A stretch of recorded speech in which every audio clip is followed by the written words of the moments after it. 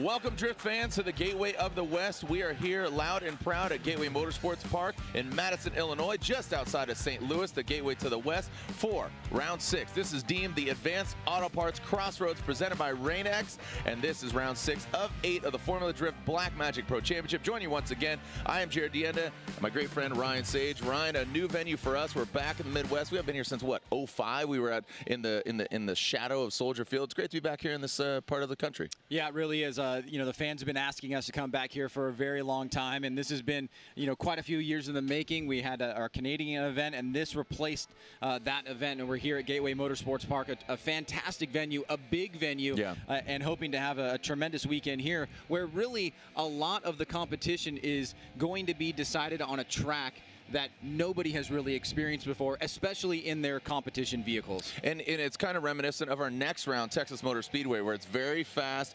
There's no kind of impeding walls, but even venue, just, you know, IndyCar races here, NASCAR, and it's very fast. What do you make, and how do you think the driver's going to navigate this, again, brand new track? Well, coming into this, we knew that there would be the possibility of some changes to the track layout, and there's been quite a few changes. It was a much shorter track when we first initially sketched it out, and we realized that we wanted to have a bit more excitement. We integrated the S-turns that you'll soon become familiar with, but what we realized is from many of the practice runs, some drivers were not even making it a lap in terms of tire consumption, so we had to make some additional changes. Obviously, the drivers will make some adjustments to their vehicle, but this is a very challenging course. It's extremely fast, as you mentioned, and the surface is really rough and abrasive on tires. So it's going to eat through a lot of tires. Talking about eating through a lot of tires, James Dean, our defending champion, he is back-to-back winner. He won at our last round in Seattle. He won previously in New Jersey. Prior to that, we had 3 different winners. So over 5 rounds previous to this, we've had 4 winners, but James Dean is back-to-back.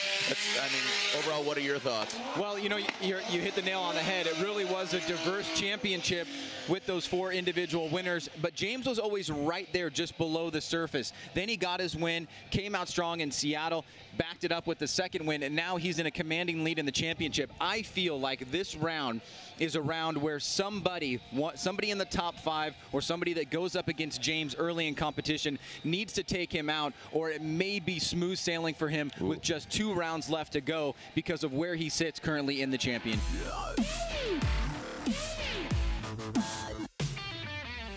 We're here at Formula Drift St. Louis for the Black Magic Clip Tip. This is inner clip number 2, and this is a very crucial part of the track because it really sets you up for this long straightaway all the way down to get into that far bank turn. And this is all going down right in front of the grandstands, the judges, so they're going to see every little mistake that you make as you come around that straightaway trying to link into turn number 3. So it's very important to carry your momentum through turn 1, keep it nice and tight, transition early and on throttle. So you do a slow transition to kind of rotate around this clip to give you that speed and that push to go wide, rotate back, feel that touch and go, and then nail it right in front of the judges.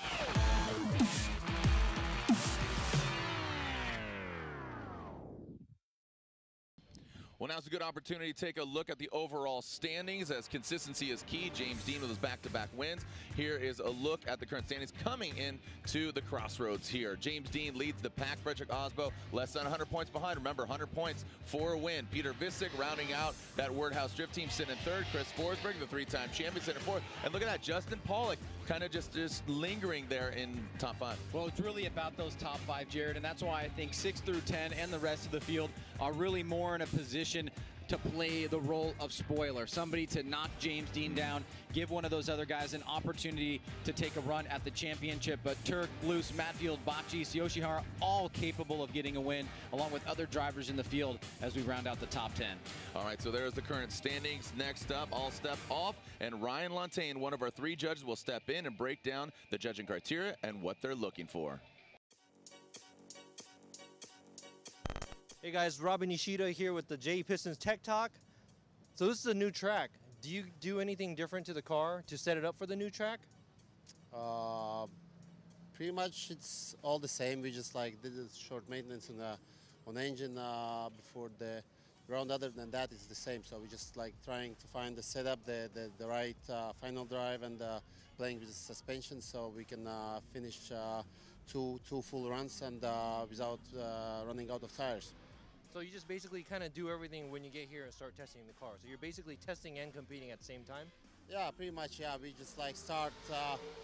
Team wants me to go from the very first lap very aggressive, so we can get in a like the race mode without sucking, and so we just like trying to do our best from the very beginning. Cool, man. Good luck. Thank you. All right, and we're back here with Judge Ryan Lantain, also serving as the third member of our commentary team up here in the booth for qualifying. And today is qualifying day, Ryan Lantain. So before we get to this brand new, beautiful track and what you guys are looking for, let's talk about the event format. Today we have qualifying, like you said. It's going to be each driver going out for 2 non-consecutive runs. We are going to score those runs based on the line, angle, and style criteria, and they're going to receive a score for both runs. They're going to keep the higher score of the 2, and then 32 drivers are going to move on to head-to-head competition. Fans really need to know where you guys have allocated your points for line and angle, and this track has gone through a number of different changes, renditions, adjustments. Let's talk about the track layout first and how you guys have allocated line and angle points. So if you look at the track map that's up on the screen, there are 6 different scored areas on the track. So inside clip 1, inside clip 2, then there's the touch and go on the driver's right, inside clip 3, outside zone 1, and then inside clip 4 is right at the finish line. We, like you say, have made a couple of changes to the track during the last couple of days here to get it to where it is now. It's done for safety reasons, first of all, to keep the drivers in the right parts of the track, and also to keep the tire wear to a minimum as well. The decel areas are right at initiation as the drivers get to angle at inside clip 1, and then there's a slowdown area right before outside zone 1. And what you need to do is go through touch and go to inside clip 3 with the most momentum possible. Big angle through there. Once you get past inside clip 3, you want to rotate that car as close to driver's left as possible. That's where you should be doing your slowdown right there, and then going all the way around outside zone 1. There may be also a slight slowdown from the end of outside zone 1 to the finish line because of how much that corner tightens up right there. Fluidity and commitment seem to be so important at this track from what we saw last night in Pro 2 qualifying, and obviously that makes up style a big portion of the points allocation. So talk a little bit about that and how you judge that here at this track. Style is worth 40 points. 20 of that is fluidity, 20 is commitment. And like you said here, it's very important, especially right in front of the judges tower. And that is, like I was saying earlier, from the touch and go area to inside clip 3 to outside zone 1. It's an area that rewards commitment big time. And if you don't do it right, it doesn't look good, but it also puts you in a very bad position going into outside zone 1. So you need to have your momentum carried through here, rotate the car aggressively to get it slowed down for outside zone 1. If the drivers are slowing down before the inside clip, which we are still seeing drivers doing now, it's not allowing them to get out to outside zone 1, and it's really slowing them down and making for choppy driving. So those 20 points for fluidity are very important here, and commitment also, throwing the car right out to the edge of the track, basically. And being committed sometimes means that you push it a little bit too far. We saw a number of drivers go off course, and it seems like if you drop 1 tire, even 2, you might just slide because of how slick this surface is. So let's talk about the incompletes in qualifying and some of the things that fans should really look out for. Incompletes, of course, in qualifying are always the 3 you see on the screen there, spinning out. Any opposite drift anywhere on the course, so that means you're drifting in the opposite direction you should be on the course. Anything latchable opening, hood, hatch, trunk, or doors opening up while you're out there doing any of your qualifying runs. And we have, 4 wheels off would be an incomplete. Like you said, right here at this track, the grass is right on the edge of the pavement. So if you do drop a tire, chances are, especially on outside zone 1 tire is going to turn into 2, 3, potentially 4. And because we're getting the drivers to push so far out to outside zone 1 so aggressively, it did happen yesterday in Pro 2, and it could potentially happen today as well. Well, everybody's got their work cut out for them today. It's a beautiful day here at Gateway Motorsports Park. This is round 6. Can you believe it? Of the Formula Drift Black Magic Pro Championship. This is the Advanced Auto Parts Crossroads presented by Rain-X. And up next, we are going to go right into qualifying.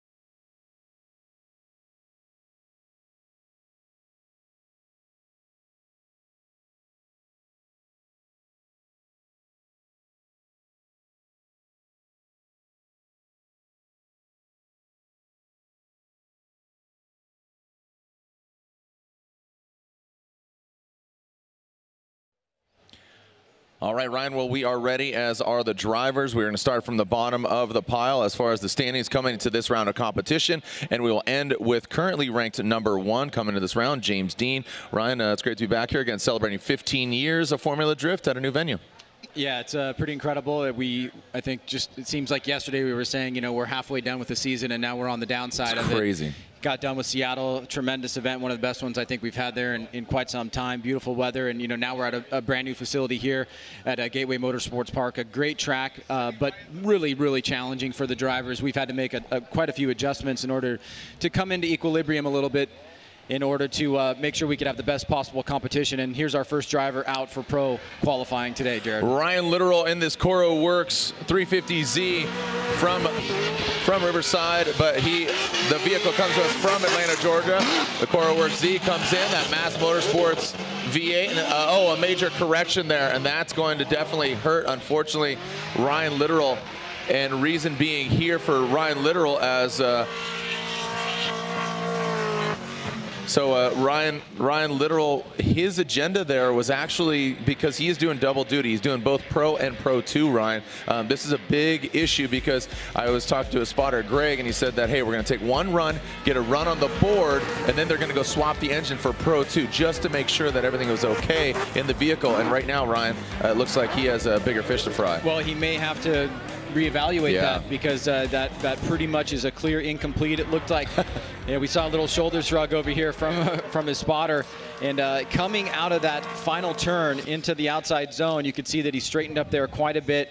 We get a good look at the track from the camera positions here. This one is from outside the track, and you can, unfortunately for Literal, he's going to have to reevaluate what he's going to do on run number 2, if indeed he's going to go for it. Yeah, so like I said, his spotter told me, he says, here's the deal. We're going to make one run, and then we're going to thrash and put in a new engine, and I don't think that's the case now. So he wants to make it into pro competition for tomorrow. And also, taking a look at the notes,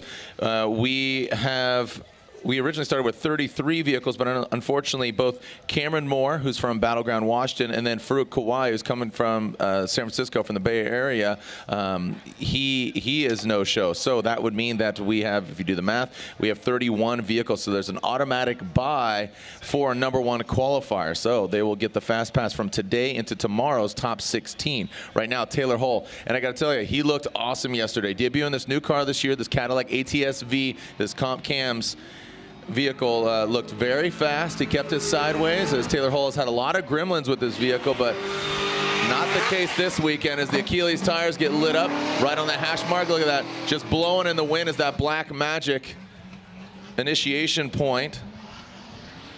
And Taylor Hull brings it across the finish line, and he'll get a score on the board. Looked like it made me a little nervous there, shallowing up on the sweeper. Well, let's get a look here. The initiation rolling into that first inside clip.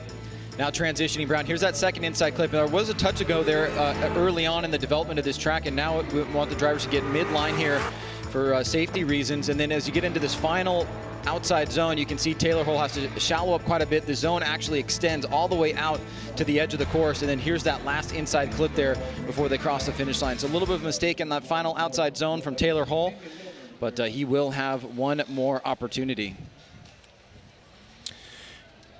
And for all the drivers receiving scores, they will be seeing head-to-head competition as compared to Pro 2. There's only a top 16 in a Pro Championship. There are top 32. So Taylor Hull awaits his score, which should get him on the board. Where he lands, we will soon find out.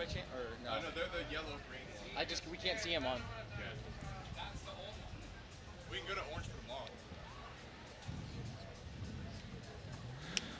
All right, so Taylor Hull still awaiting his score.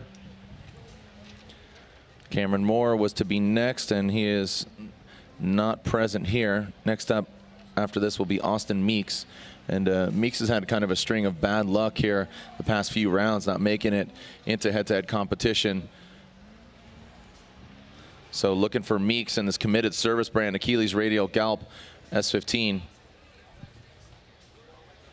S14.5, I should say.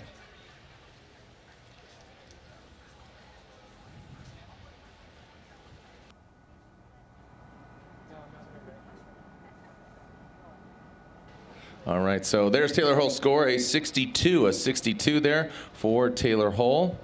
Does get a score, and that means he will be into head-to-head competition. But he'll try to better that and work his way up as Austin Meeks is on the start line. Austin Meeks from Inman, South Carolina. His family practically has a zoo, and he's going to try to be a wild animal here on this very fast course. And here comes Meeks past the judges stand. Big angle from him about the third hash mark. You can hear him lifting, just settling the car in, getting into that big long sweeper. Set it and forget it as Austin Meeks. See a little bit of wavering there with those front tires, but dials it in and will receive a score. Well, let's take a look here at Meeks. You can see the 3-2-1 cones here in the grass right about there. Gets that early initiation. A bit wide here on that first inside clip. On the second also as well. Could have tightened it up. The judges would like to see you get to the edge of the course there. Not up on the rumble strips, but just right to the edge. Outside, that outside touch and go, he didn't get out there. He's on midline, and then finally he starts to push into this outside zone, but you can still see he's not as deep as he need to be. There's those 3 hash markers. Noticing at the final section of that outside zone, and then from there, Jared, the judges want to see the drivers push down cleanly, draw a smooth line to that final inside clip. So Meeks leaving a few line points on the table here overall, something to build off for run number 2.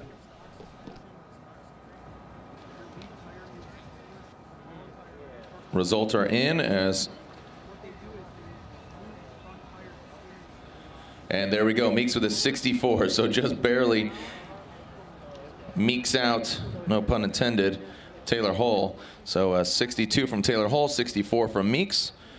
Next up, one of the most exotic vehicles in the grid, most expensive off the showroom floor, but then you start throwing all the mods at all the other vehicles. But this is Frederik Osmo from Milan, Italy. He's piloting this Ferrari 599 GTB Fiorino drift spec, aka he calls it Fiorella. And here we go. Nitto tires go ablaze. A little late on the initiation, Ryan. I'm seeing kind of your body language here. So Frederik Osmo, you see him shimming his way into this final outside zone. Told me that he found a lot more horsepower, a lot more torque in between Seattle and here. Car seems to be a lot more settled as well. And that's what he's talking about, the attitude of the vehicle squatting a lot more, Ryan. Well, let's take a look here. We saw Federico lay down some pretty solid runs in practice.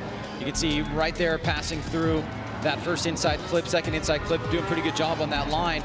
Gets a little bit early there on that outside touch and go, and it kind of bothers him through that center section. But here, as he gets into this final outside zone, the first and only outside zone, runs that rear wheel pretty deeply, comes up on that third hash mark, and then right there, nice and tight, smooth line through that final inside clip.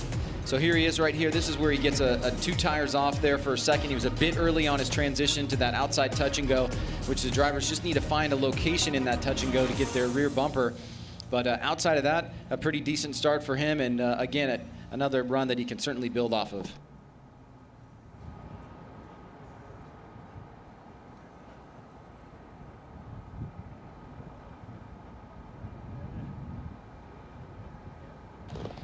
And there's the result for Frederik Osmo, a 74.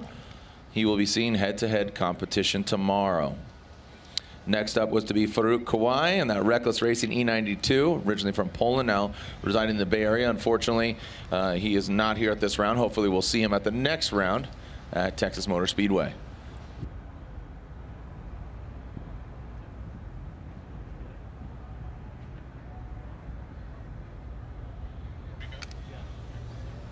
Okay, next up will be Dean Carnage Carney. Saw him working late into the night, getting that thing all strung up and straightened out. Says no major issues, which is a nice change of pace for him. He's been thrashing at previous events, a hard-working team. But this turbocharged Viper, a new chassis for him, not the Viper, but overall, literally a brand new chassis and quick initiation, right to angle there, Ryan, really fast. Nice job from Carney. Out to that touch and go, big angle pass, really tight to that front clip. The Oracle Lighting, Achilles tire, Dodge Viper. hitting his stride, finding that sweet spot, and you can see him on that outside hash mark, just about the 3rd hash mark. So a strong run there from Dean Carnage Carney. Well, noticeably, you can see the quick rate to angle on the initiation. He gets right there, he holds it, draws that nice line, kind of late apex is that first inside clip.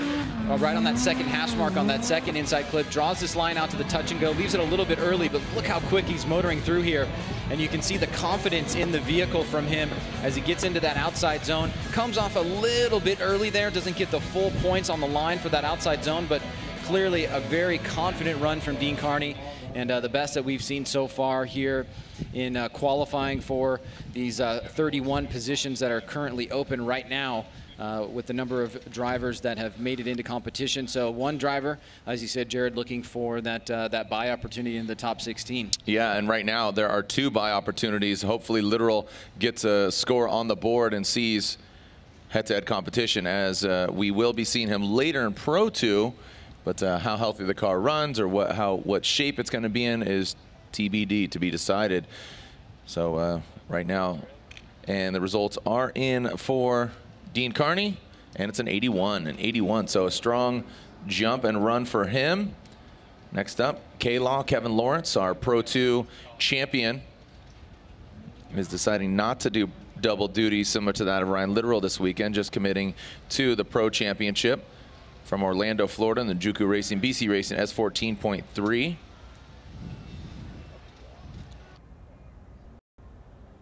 All right, we are getting an update here that Kevin Lawrence has called a competition timeout. So Kevin Lawrence has called a competition timeout. So it's a 5-minute allotment for him. So we'll see if Ryan, don't know if that's the right decision for him, as he has 2 runs, but we'll see how strategy plays out for him. Right now, why don't you download the app if you haven't already. Live scoring, alerts and stats, exclusive content, breaking news alerts, get notifications, access to the free live stream, ability to buy tickets. So if you're joining us at Texas or Irwindale, and Sage, I know you utilize the fan rewards program, giving out a lot of cool goods. So update, answer some questions, and win some points.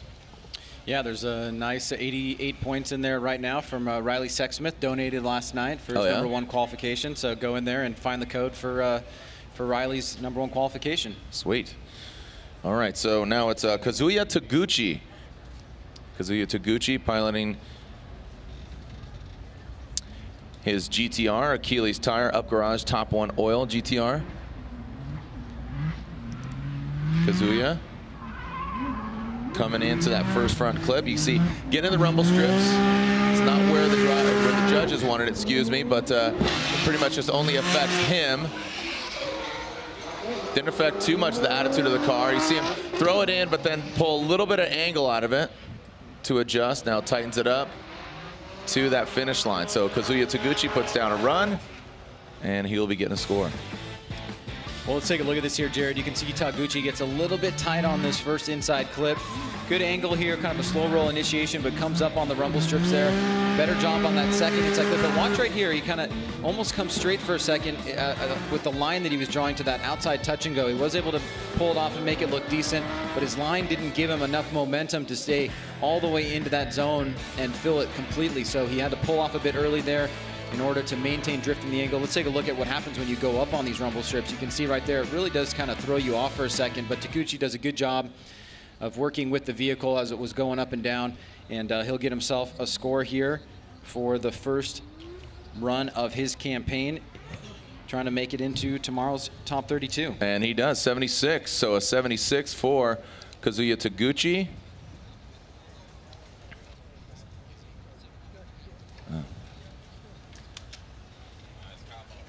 All right, next up will be Kyle the Menace Mohan.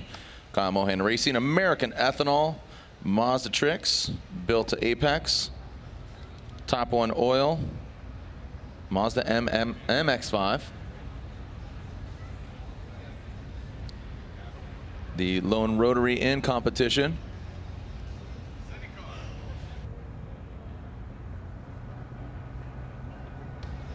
And talking to Kyle and his team, they say this car is very twitchy. I mean, it's almost as wide as it is long, so a very twitchy ride. When he gets it settled, looks really strong. Said felt confident in Atlanta. We'll see how he does here in practice earlier.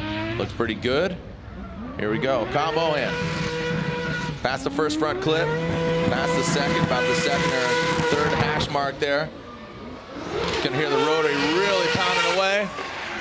Mohan, quick little lift, now back on throttle. Seems that he's got it worked out.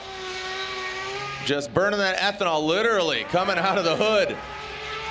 A quick little lift that's throwing some serious flames. Hopefully your media got that. That was a big fireball. Well, Mohan has had some real bright moments this year, especially in Road Atlanta, and this run right here, trying to build off of that. You can see he gets a pretty decent start, a little bit long on that first inside clip and the second, but not a bad line overall. Great, smooth, fluid transition there to that outside touch and go. Now trying to draw this line here as he gets into this outside zone. Gets into it early, stays pretty deep here. He's got good angle in the car, and then right here, he's just on that third hash mark as he burns off a little ethanol, as you said, Jared, and hits that final inside clip. So nice, strong, confident run from Kyle Mohan here. Let's see, this is where he gets that nice little puff coming out of the engine, and he was right on that third hash mark. So just at the bottom end of that zone as he finished up his run there. So pretty good start for Kyle Mohan, and we'll see how the judges think that compares to the other runs in there. And Mohan with a 73, so good run there from the menace. That is Kyle Mohan.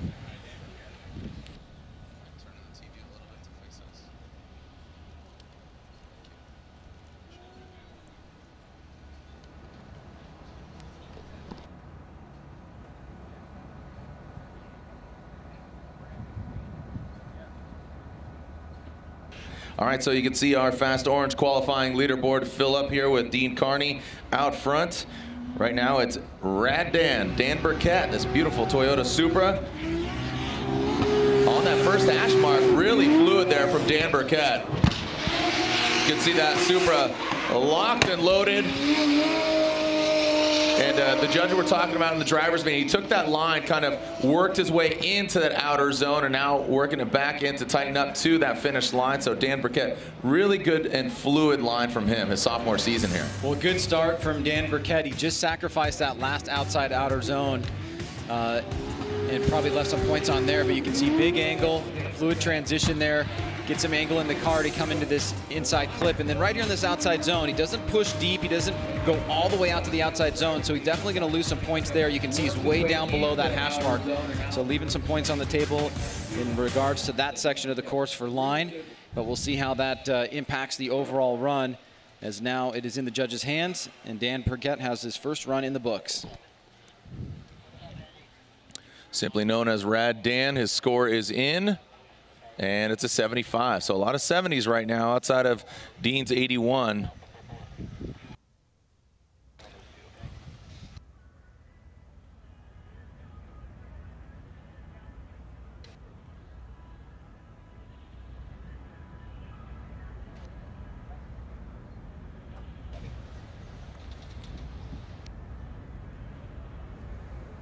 All right, so here is Kevin Lawrence, who called his competition timeout. And Ryan, I was talking briefly there about strategy. If you have two runs, why would you call it on your first run? You know, might be able to utilize it later, but right now, Kevin Lawrence saw the need, and he is back. He did it within his 5 minutes, and right now, looking good. Not a lot of angle as he goes into that outside zone. You can see him locking up that front right. Utilizing all the tools in his toolbox as he explodes that Black Magic finish line there, Ryan.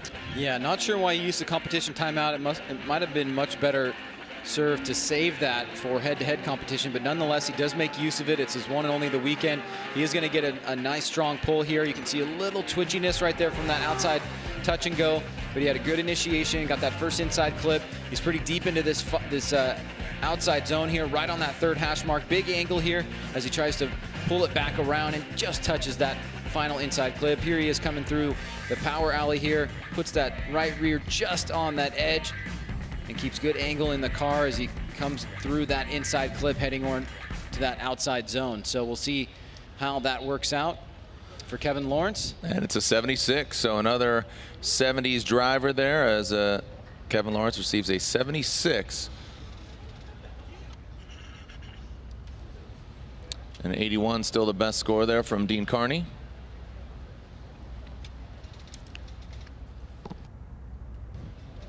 And next up will be Jeff Jones, who is really just having a lot of fun this season. Him and Mohan have teamed up. They've been doing a lot of activation, taking some veterans for some rides, and even a gentleman that's a veteran, also blind. So that was kind of a cool ride for him to give, and give him back in a couple different ways.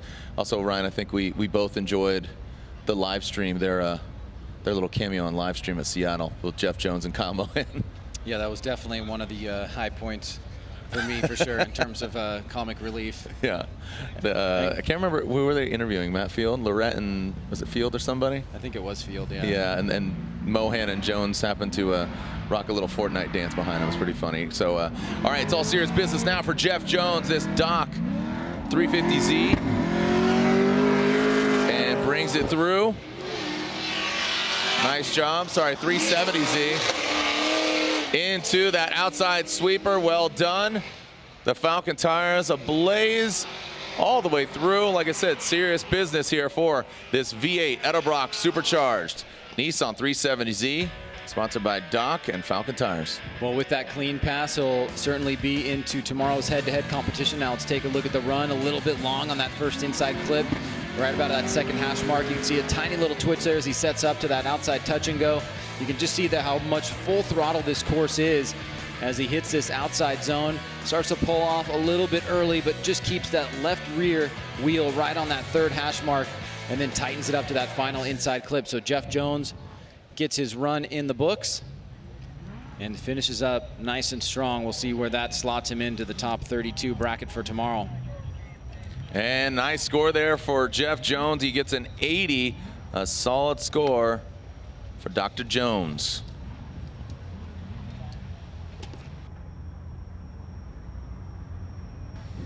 Next up, Jonathan Castro. Gerardo Metodam, Toyota Racing Toyota 86. He's on Nexen tires.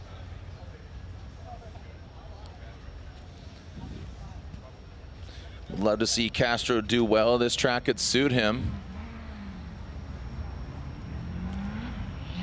Running that 4-cylinder turbo underneath the hood as past that first front clip. Past the second, so kind of a wide swing there.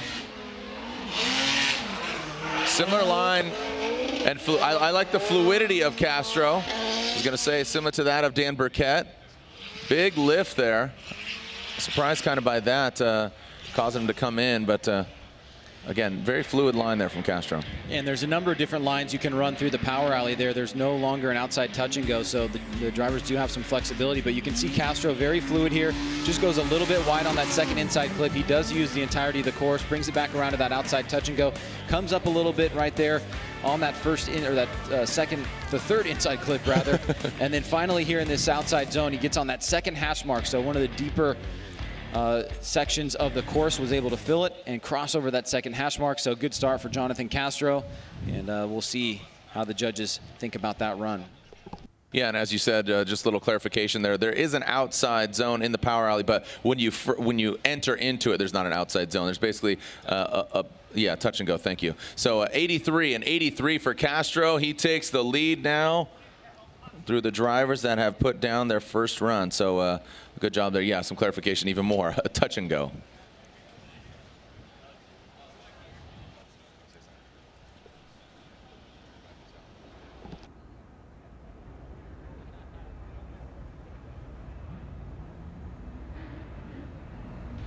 Next up, Dirk Stratton, the dagger in the Drift Vet. Stratton going for that Formula Drift Rookie of the Year is challenged by Matt Van Kirk, but right now Stratton looks strong. Achilles tires, Lingenfelter power gets all the way out to that touch and go, passes to the naked eye of the judges, and he has some experience at this track, but it does not favor him right now. That looked like a lot of tires and a lot of dirt being thrown up. We'll see if the judges score that as an incomplete. I'd have to assume so, unfortunately, there for Dirk Stratton. Ryan? Well, I got a good chance, Jared, last night to see the standards for the judges in terms of incompletes for going off of course, and I think from what we saw in Pro 2, that's probably going to be an incomplete for Stratton, unfortunately for him. Let's take a look and see how this transpired. He's got a lot of speed coming through here, and yeah, he just gets those rear wheels off right at the beginning of that outside section, and he's unable to recover. He gets back on and finishes the run, but I have to imagine, given what we saw last night, that will be an incomplete.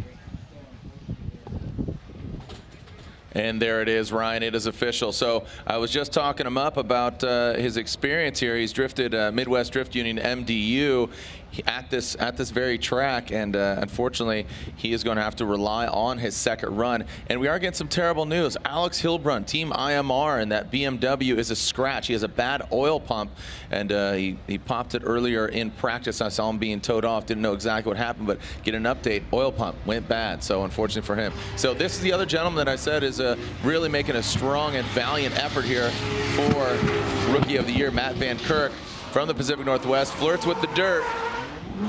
Dirt McGirt into that outer zone. This 2JZ powered S13 all the way out. This Closet Creations vehicle and past the finish line. Well, Jared, I thought Matt Van Kirk looked tremendous at New Jersey. Very solid there. He looked like a real veteran. And even though he's in his rookie year, you can see here he definitely has the confidence in that vehicle. A little bit long on that second inside clip, draws that middle line. Drops a tire there through that outside touch and go. Now swinging back around loose. A little bit of momentum there for a second. Kind of has to not reinitiate, but get back on the throttle in a little bit less fluid way, and then really overshoots that outside zone. Goes a bit long there and has to really, really late apex that final inside clip, but still goes a bit past it. Let's see what happens here as he's on throttle, then off right here, and the car's floating out. He's just not on the right line. Doesn't have the proper angle. Still able to bring it back around, but he is late on that final inside clip, which marks the finish line. All right, and the results are in. And there it is, a 70, a 7-0 for Matt Van Kirk.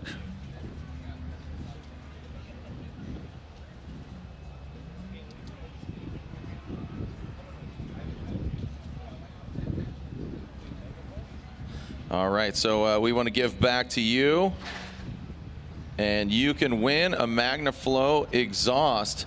Just tag MF as in MagnaFlow Drift, MF Drift to 555-888 MagnaFlow. Win a free MagnaFlow exhaust made for a variety of cars and trucks, diesel and gas. MF Drift.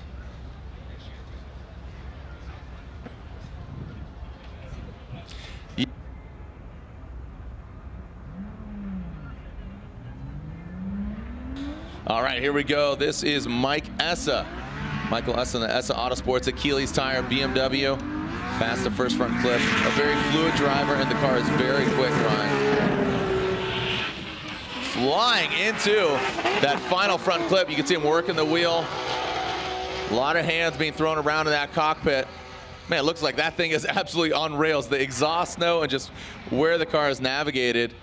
Solid job there, making easy and quick work of that sweeper is Michael Essa. Well, definitely he's got the qualifying setup there. He was full throttle pretty much the majority of the course. Essa, nice start here. A little bit long on those first and second inside clips, and you can really hear the car here just blasting as he gets to that outside touch and go. See how fluid and dynamic he is as he shifts back over and then tries to fill this outside zone. He's going to come up a little bit short here, but he's really pegged all the way through. He hits that third hash mark on the inside.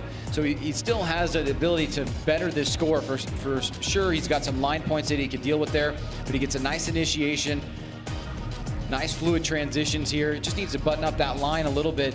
He can certainly build on that score for run number 2, but nonetheless a good start here for Essa on run number 1. And a 79, nice score there for Michael Essa, 79 for the BMW. This Essa Autosports Achilles tire. Sponsored ride. Next up, Matt, put him in a coffin. Machine was built for World War Kaufman. Some of the best food and catering in the pits, I gotta say. The ladies over there in Kaufman camp cook some mean food over there. So Matt Kaufman Racing, Thunderbolt Racing, Achilles tire, 240SX. Got the Ford power plant under the hood, very tight to that front clip on the first, not so much on the second. Massive angle. Kicking off that tire debris on that transition right here in front of the judges stand. Man, looked like he was on fast forward. And Kaufman still tearing it all the way back into the pits. Well, this is a great run for Kaufman here. Nice solid way to start off. Early initiation, back on throttle nice and early. Doesn't go too fast through that section of the course where he misses that second inside clip where we've seen a lot of drivers do that. Nice job right there on that outside touch and go. A little bit long on that inside clip, but not too far. Makes it look good. Now as he reaches into this outside zone, he stays on throttle here, and he actually moves deeper towards the end, and he's still able to stay tight on that inside clip, just lifting that front right wheel up onto the railing there for a second, the rumble strips, and I think that's a good start for Matt Kaufman. A lot of confidence in his vehicle, and we'll have to see how the judges award him. And Kaufman's score, an 86. A good score there for Kaufman, 86, as we are now into the top 16 drivers. Sitting 15th coming into this round, Vaughn Gittin Jr. We had a great week out of the Oshkosh Air Show, and Ford put on great activation, and got to show some aviation fans and enthusiasts what drifting is. So it's a great opportunity to again, show some more people, put some more eyeballs on some drifting. Let's check out this Monster Energy Ford Performance Mustang RTR on Nitto tires. 3-wheel motion and flying through with that Roush Yates power. Really tight to that final front clip. Gets it settled into. Not as, whoa, look at that, look at the attitude of the car. I was just gonna say, not as much 3-wheel motion, but then it just started hitting switches. Not literally. Well, again, also you can hear really Vaughn staying on that throttle the majority of the course. A little bit long on that first inside clip, but you can see much tighter on the second. Full throttle here as he shoots out wide. Now brings it back around to that outside touch and go. Beautiful job on that inside clip. And he starts mid-course and then shoots out wide, makes a slight adjustment, and then really fills that zone all the way to the closest hash mark there, and is still able to finish up that line by looking pretty smooth to that final inside clip. You can see using all the course here. Get to that outside touch and go, that left front coming up as he slides right in front of that inside clip and then gets right into that outside zone. So a great first run for Vaughn Gittin Jr. And an 80, that's an 8-0. An 8-0 for Vaughn Gittin Jr. Next up, look at that. The boss, Vaughn Gittin Jr., and his teammate, Chelsea Denofa, the RTR twin Mustangs. Chelsea Denofa just edging out the boss as Chelsea Denofa, BC Racing, Nitto Tire, Ford Performance, Mustang RTR. Nasty initiation. That means that in a good way. Move, look around that second front clip. Transitioning past the final front. You really raspy, Ryan. I see you plug your ear there. Very loud. Look at the front right wheel stopped in the air. Chelsea Denofa, solid run there. Really love the rate to angle on initiation, Ryan. All right, it's over, it's over. Settle down, kid. Yeah, you can see it right out of the gate. Chelsea not playing any games. Snaps to angle, sticks with it. Great job right there, just on that second hash mark on that first inside clip. Beautiful on the second, midline, and then that transition back around. Snappy right there. Gets himself positioned in place, a little bit of e-brake pull, and then right into this outside zone, and then draws a beautiful line pretty much all the way through that final outside, the section of that outside zone, almost just a perfect arc. He came in for a second and then went back out there and filled it pretty well, and then that huge initiation right to angle, tight on that inside clip, and then that midline that gave him the right positioning to that outside touch and go. And here he is on that final outside zone. You can see he comes off just for a second, but then he slides back in it and gets deeper into that zone on that last little section. So good job by Chelsea Denofa, a great first run, and certainly something that he can be proud of for run number 1 and build off for run number 2. Boom, a 91. He takes that number 1 qualifying position strongly with a 91, Ryan. And on just such a, would you call this an unassuming track? Because you know it's very fast, it's quick, but at a fast speed, you really got to dial it in. Yeah, I'm not sure what I should assume with this track. So I think we're all kind of taking it in, and you know, it's interesting. You know, the tracks that we go to, we've seen for 10, 15 years. You get so used to it that where people initiate. What happens year after year is as the cars build and get better and better. That's where you see the differences. Here, we're all kind of learning for the very first time. All right, Alec Honadale, he's learned quickly over just a few short years, but as he explodes, he gets onto the red and white. Again, that's not what the judges are looking for them to stay off that rumble strip, but as long as it doesn't affect the line, you're not going to be docked too much.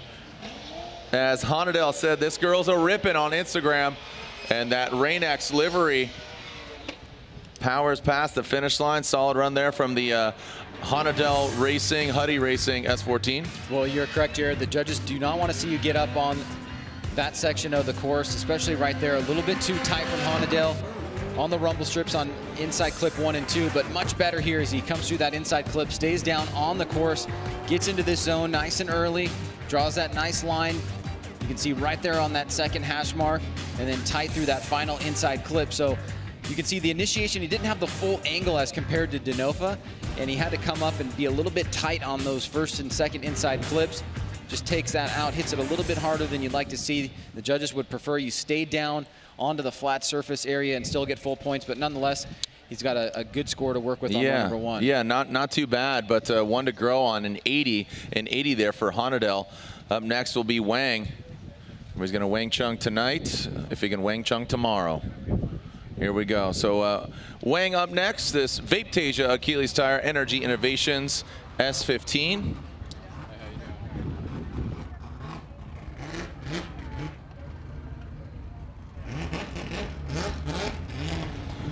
Definitely one of the most popular drivers among the fans. Big styling angle and smoke.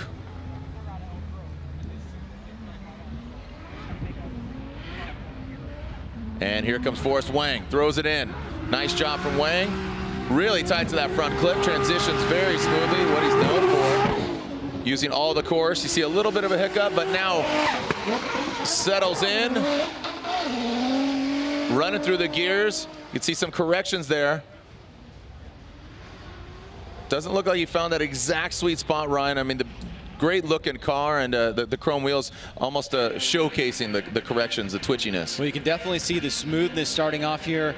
Rolls into this initiation. Beautiful job on that first inside clip. Second, pretty good job as well. Right here, you saw just a tiny little hiccup there in the fluidity, but he's able to make it look pretty decent as he's tied on that third inside clip. Now here, as he gets into this outside zone, he comes in it early, but then he leaves it a bit early as well, and he has to force his way back in to hit that third hash mark and kind of draws a little bit of an interesting line through that final section. But here it is, as you see, he gets into this outside zone, and right there he starts to pull a little bit of angle out of the car. He's not able to fill it completely. He's on the midline here, and then he sweeps back out into the traditional section of that course for racing, and then is able to bring it back around that final inside clip. So we'll have to see how the judges take that into account, but for Forrest Wang, a solid start. All right, results are in, and a 78, so still a very strong score from Mr. Wang. Next up, a vet, Ken Gooshie. We've seen him grow up before our eyes. Just a young lad, now he's a grown man. Great ambassador for the Toyota brand. The Gretty Performance Products. Toyota Racing Toyota 86. He's on Falcon tires. And here we go, 2JZ under the hood. Another 2J car. All 2J podium at our last round of competition, to be honest. As Ken Gooshie, very consistent with that exhaust note, Ryan. You can hear it. Into the outer zone.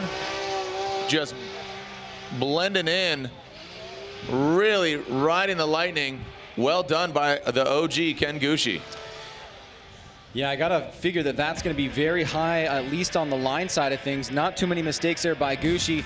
Gets that nice initiation here. Look at this, right there on that rumble strip, just right on the inside. Second hash mark there for Ken Gooshie on that inside clip. Draws a nice smooth line, and you can see keeping the angle in the vehicle, not making a lot of corrections or adjustments. And watch this, Jared. Gets into this outside zone early, stays deep. This is probably the deepest that we've seen anybody go, all the way through, consistent, leaves it at the right time, and draws that nice fluid arc through the finish line. So great start by Ken Gooshie there. That's got to be a huge confidence builder. Siri is at full lock right here. He's on the throttle, just right there on the edge of the course, and he really doesn't move too far from there.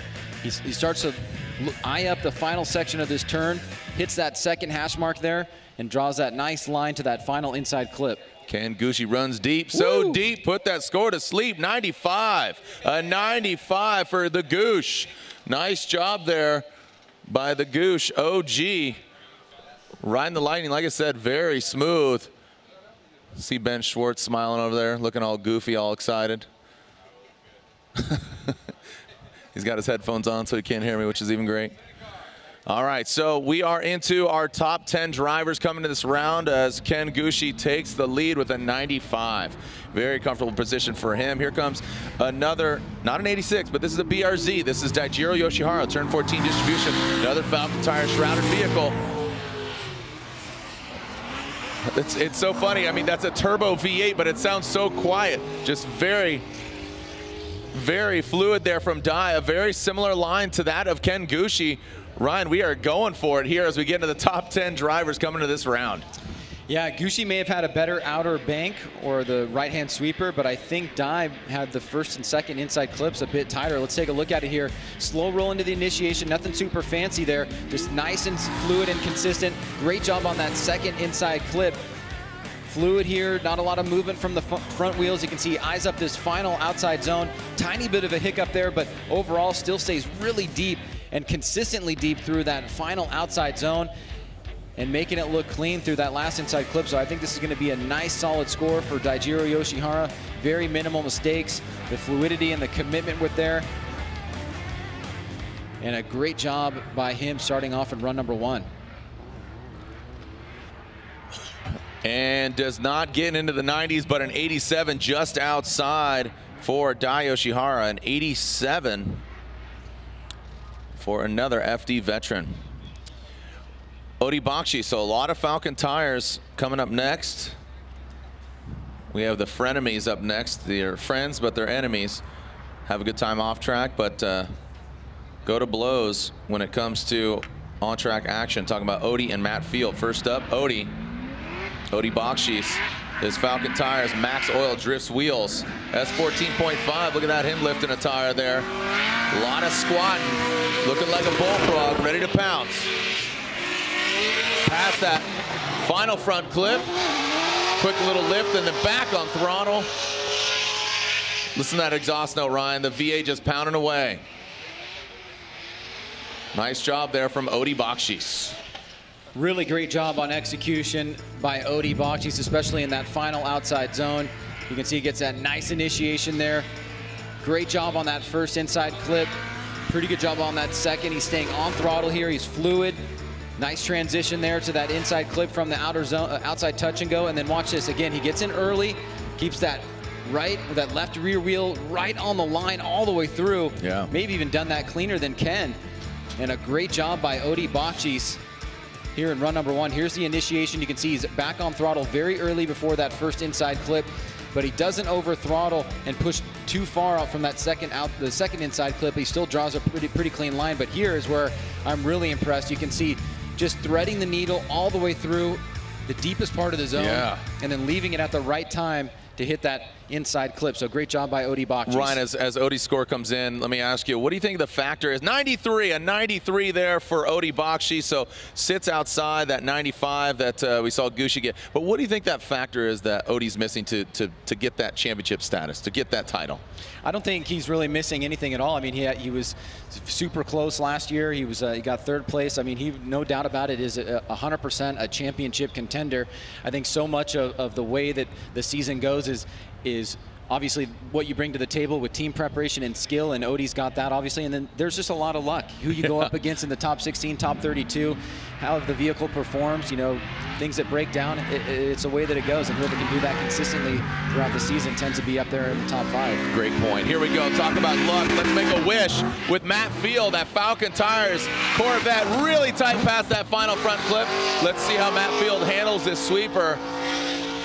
Another great job. This is why these guys are in the top 10. Very deep, almost camouflaging that final outside clip with the Falcon Tire smoke. I talked about the frenemies, friends, and enemies. Ryan, a great point about luck. Like I said, there's that wish Falcon Tires Corvette. Well, Matt Field so close to a win in New Jersey against his teammate James Dean, and you can see why. In his maiden voyage of this vehicle, he really hasn't skipped a beat at all. His preparation was great in the offseason, and look at this, how he's basically going through this course with a lot of confidence, something that you would see on run number 2 perhaps, and on run number 1 he's laying it down, trying to put the best possible score out there so he can give himself some more cushion. But it's very hard to nitpick that run there. That was a great job by Field. Very few mistakes. Really doing a great job in that final outside zone. You can see that the scores that are coming in the high 80s and 90s are really getting deep into this final outside zone and really focusing on quick rate to angle on initiation. Boom, a 95. Sorry to cut you off there, Ryan, but 2 drivers now in the 90s, or 3 drivers in the, sorry, a few in the 90s, but 2 with 95s. Let's just clarify there. So congrats to Matt Field, a strong score. Just a few points left on the track, and you know these guys are going, you know, we haven't seen a perfect score in some years. Tanner Faust, Reese Milne, they've received them in the past, and would love to see, and I think this is a great opportunity. Ryan, the question is this going to be a drag race when it comes to head-to-head? Because this is a very fast course. Is it going to be a horsepower war?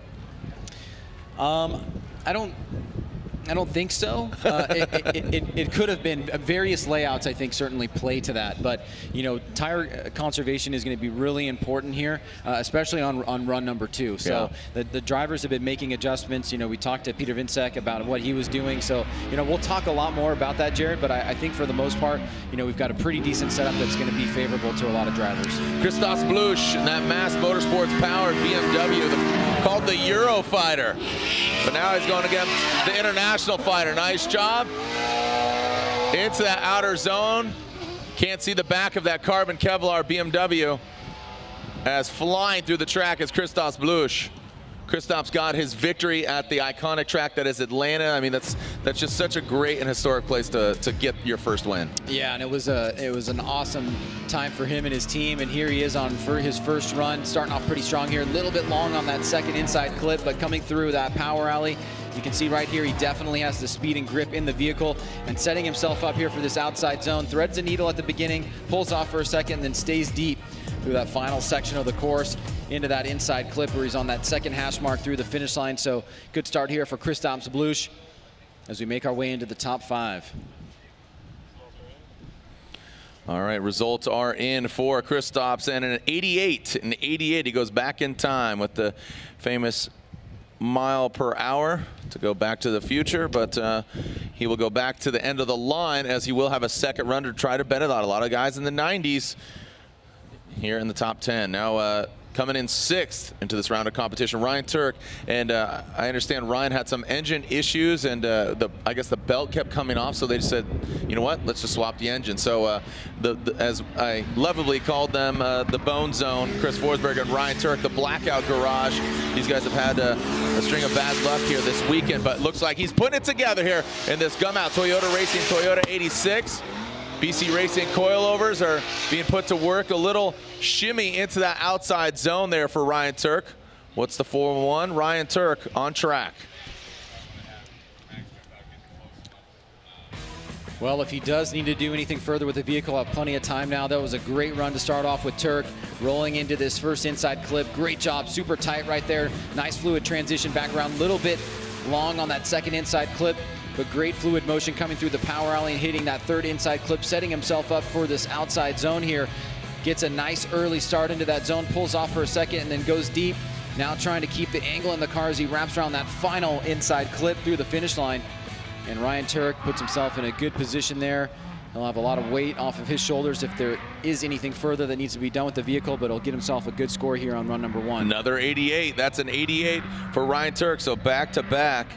Yeah, that quick little adjustment there into that outside zone. You can see the scores are 26, 28, and a 34. So just a couple points left across the board. Next up, Justin Pollock, JTP. We talked about him just sitting there in the top 5, quietly just hunting his prey here. Said he's comfortable. Had some words with him yesterday. He's very comfortable in the car. You know, talked about gearing. He says he's been running the same gear since day 1, hasn't changed it up. And again, looks very fast. Justin known for an aggressive initiation. We saw another Mustang earlier, Chelsea Denofa, so with an aggressive initiation, we'll see if Pollock throws it out there as well. And that Roush Performance Falcon tire, Ford Mustang. More of a smooth type effort there from Justin Pollock. About the second hash mark, maybe just gonna put down a reasonable score. Very tight to that front clip and quickly gets out to that outer line, see if he can maintain that, and he does. Looks like he throws even some more angle at it as he hits that outside zone, Ryan. And Justin Pollock finishes out the course and will obviously get a good score. Well, all things considered, Pollock has had a tremendous season here. He's at that podium. He's been very consistent in qualifying. It's certainly a threat here at this new track in St. Louis. Starts off a little bit long on that second inside clip, but great angle there through that outside touch and go, and wrapping it into that inside clip as he sets himself up for this final outside zone. Gets really deep at the beginning, pulls off for a second, and then gets right on that third hash mark to try to draw that smooth line just coming up there on the railing through that final inside clip. But for Justin Pollock, a good start here in the afternoon, just past 12:40 local time. We'll see where that score slots him in. Okay, and let's see. Justin Pollock with a 90, a 9-0. That is a 90 for Justin Pollock in his Roush Performance Falcon Tires Ford Mustang. Now into the top four here. And we are seeing Chris Forsberg, who again has had some unfortunate bad luck here as swapping out the engine as well. Has had some bad luck with his engines this season. And then also entering 370Z on Nexon tires, ready to throw it down. He says this thing is ready to shred it, bro. Tight to that front clip. No problem, sir. Keep moving. As Forsberg out to that outside touch and go, about the second hash mark on that final front clip. Into the outside zone. You see that front right locking. Loses a little bit of angle, but then throws it out there. Not reinitiates, but kind of loses, then regains some angle. Well, really tight on that first inside clip. Probably the tightest that we've seen here. Just gets that wheel to glide over the lowest section of that part of the course, and then right there on that outside, that second inside clip, a little bit long there. Second hash mark on that inside clip as he enters into this final outside zone. Great start here, fills it at the deepest part of that section, and then right there draws that nice smooth line through that final inside clip. So for Chris Forsberg, a good start here. Take a look at this, Jared. You can see that wheel just barely comes up, and he makes it look really smooth and clean. And then that transition back around through that second inside clip. He was on that right in between that first and second hash mark. So good job by Forsberg to start off here on his first run. 89 and 89 there for Chris Forsberg. So we are seeing some really top-notch scores here. Now we are in the top three. Peter Visick up next. He had that victory last year. If you haven't already, embrace the heat, start the conversation. Speaking of Peter Visick, you can see a photo there of the Wordhouse Drift Team, him and James Dean, defending champion. Ready to see and create Formula Drift content? Join the community, embrace the heat. Go to formuladrift.com and join the community.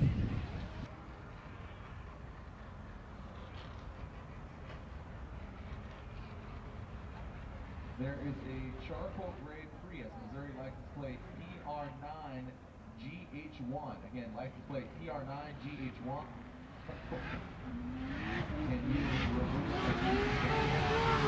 All right now Peter Visick around that second front clip, into that outside zone. Excuse me, into the touch and go, now into the outside zone. Visick had the win in Irwindale last year. He wants to get back on top of the podium as the 1 and 2 of Peter Visick and James Dean. Well, he really was a shining star in Seattle with that #1 qualification. And here starts off real strong, a little bit long. You can see a lot of drivers not able to do the first and second inside clip perfectly. The timing there, trying to get the speed right. Visick here hitting that outside zone. Gets into it nice and early and pretty much sticks with it here. Stays on throttle here through that final inside clip.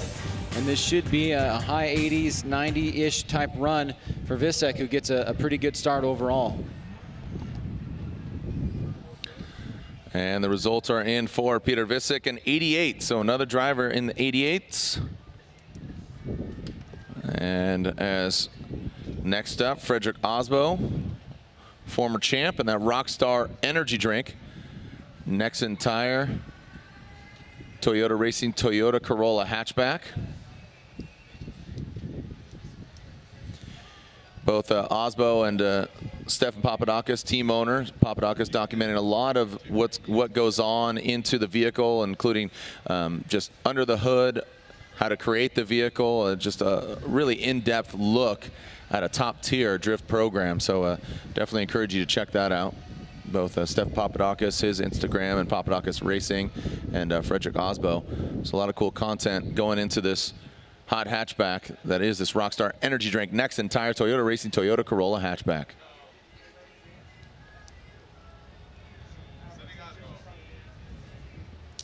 And also take into consideration 1,000 horsepower to this 4-cylinder Borg Warner turbocharged nitrous hatchback. Throws it into that first front clip, just flirting with that red and white rumble strip. Into that touch and go.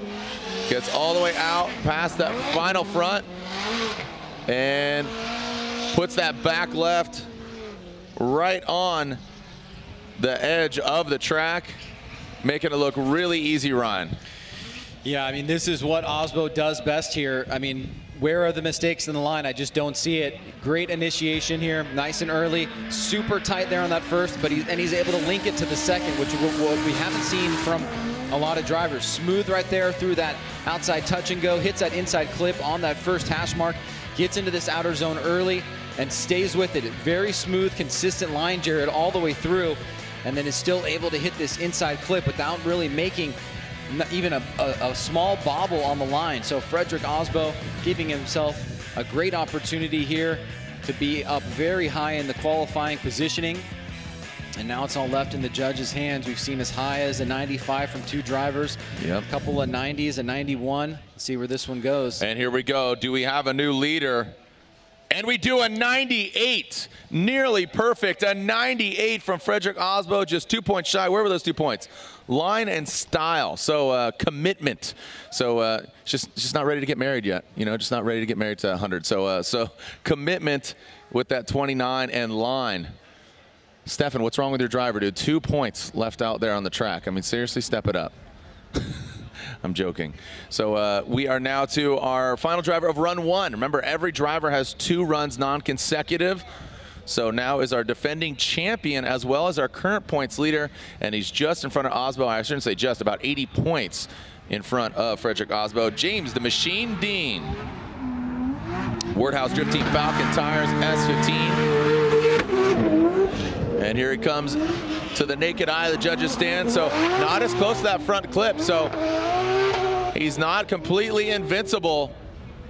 Wow, really riding the grass edge, doing some landscaping there for Gateway Motorsports Park. But again, James Dean definitely going to leave some points out there as far as line right here in front of the judges stand. Well, he did a great job on the outside sweeper and on this first inside clip, but as we were looking for mistakes from Osmo and couldn't find him, you can see here James pulls a little bit wide on that second inside clip. As he gets through the power alley and the touch and go, he's going to drop that right rear as he comes into this outside zone. I love this part of the course, though, really deep here. Does not deviate from that line whatsoever, so great job by Dean there. But as you said, Jared, maybe leaving a few points on the table.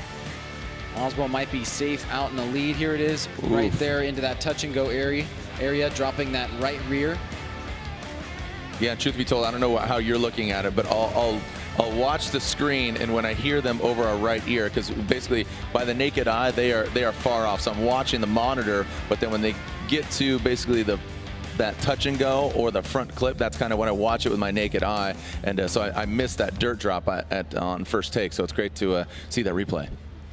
And they're scoring 84, an 84 for James Dean, an 84 for James Dean. So right now, Frederik Osmo, our #1 qualifier. But remember, everybody has another run. Also, Instagram's a great way to keep up with what's going on, Formula D, but all the drivers as well. I found out that Daijiro Yoshihara and his team had a cracked manifold right before qualifying, but they got it welded up, obviously fixed because he had a great score. But speaking of scores, everybody has another opportunity to better their score on their second run when we come back. This is the Advanced Auto Parts Crossroads presented by Rain-X. Round 6 of the Formula Drift Black Magic Pro Championship, Run 2 when we come back.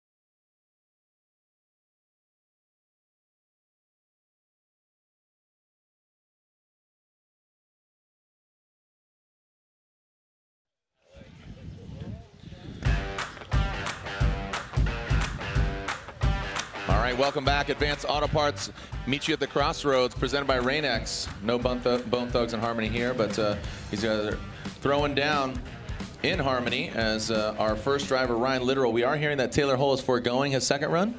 Okay, so Taylor Hull, who did receive a score, he will be seeing head-to-head competition. Not the best score of a 62, but a score nonetheless, so he will be seeing head-to-head competition tomorrow. Next up, Ryan Literal, who needs a score in order to see head-to-head competition tomorrow. He will be seeing Pro 2, so he's doing double duty both today and tomorrow. A lot of driving for this talented driver. Cora Work 350Z throws it in. Ryan Literal past the point of no return. Gets up on the level strip, a little hop, skip, and a jump. Out to the touch and go. Oh no! A big correction for Ryan Literal, and that will be double zeros for Ryan Literal, and unfortunately, that will be a no-show for him tomorrow in head-to-head in pro competition. Well, as you mentioned, Jared, doing double duty, so he's going to have to salvage it in Pro 2 competition tonight. But let's see what happens here as he comes through that second inside clip. Big angle here, and on the transition right there, the front end washes out, and he's not able to get through that third inside clip. So unfortunately, he, as you said, he had that incomplete in run number 1. Run number 2, not able to get a full pull here, and so that is going to be all she wrote. But for the fans at home, Jared, it's a good opportunity, as we've seen one full run, see where the judges' tendencies are, what they're scoring well, and it's a big factor of it seems to be getting the line right and being able to connect all the areas of the course. I mean, obviously that's what they're looking for, but we're seeing really high scores go to guys that get those first and second inside clips done really well and then draw a smooth line through the remainder of the course, and especially in the outside zone. We've seen the guys that are threading it on the edge of the course there and doing it consistently, not getting on and then coming back off and then getting back on again, but just really staying there. And so we've got some nice scores in the mid to high 90s. Osmo with that 98, Gooshie 95.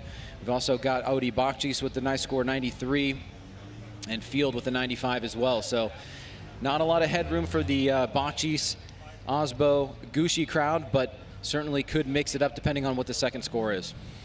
Man, yeah, such a bummer there for Ryan Literal. And yeah, as you said, Ryan, just some really fluid runs there. Speaking of Odi Bakchis, you can win a set of wheels that Odi runs. Well, they'll be new. They're not Odi's wheels, but similar to the ones he runs. Tag a photo of you watching this weekend's event. Hashtag FDDRIFZ and enter to win a free set of Drifts wheels. Again, hashtag FDDRIFZ and win a set of Drifts wheels. So next up was to be Taylor Hull. He has a 62 on his first run. He is parking it, and he will be seeing head-to-head competition next in that Comp Cams, Achilles Tire, Affirm Consulting, ATSV.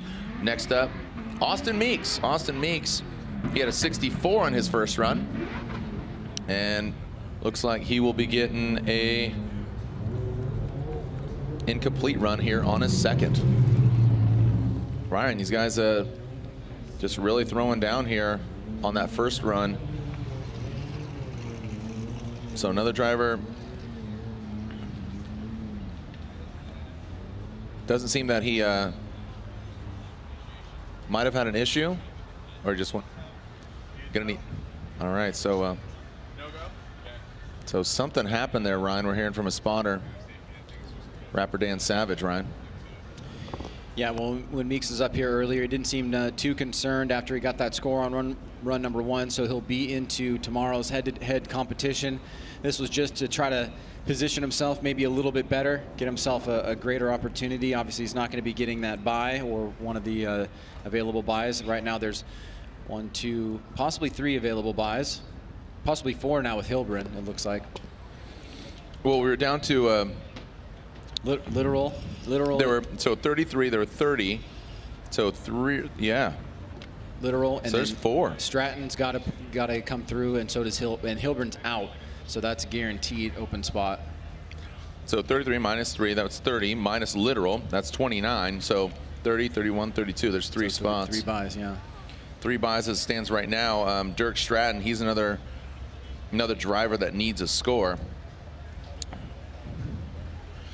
All right, so as we get Austin Meeks off course here, we'll take a short break here as we'll get him off course. And Robin Ishida caught up with the Polish driver Peter Visick in our JE Pistons Tech Talk.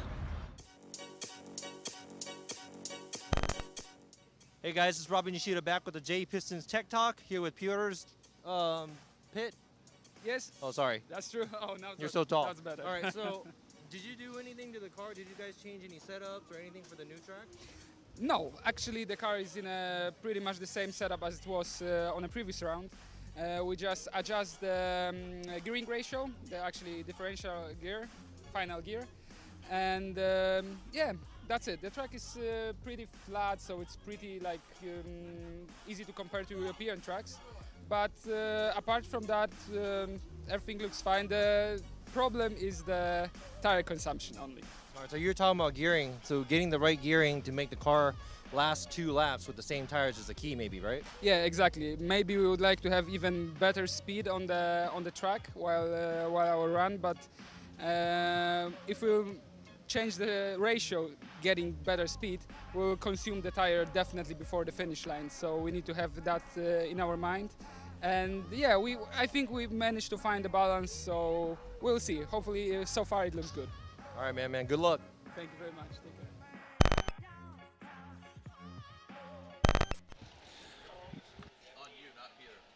All right, as Austin Meeks is getting pulled off here on by Quad Power. Look, he's racing the 18-wheeler there. Oh, he's getting smoked right now. So Meeks towed off. He does have a score. But as Ryan and I were saying, there are definitely 3 buys. So whoever's sitting 1, 2, and 3 at the end will have an automatic buy into top 16 tomorrow. But then there is a potential for a 4th buy if Dirk Stratton does not put down a score on a 2nd run.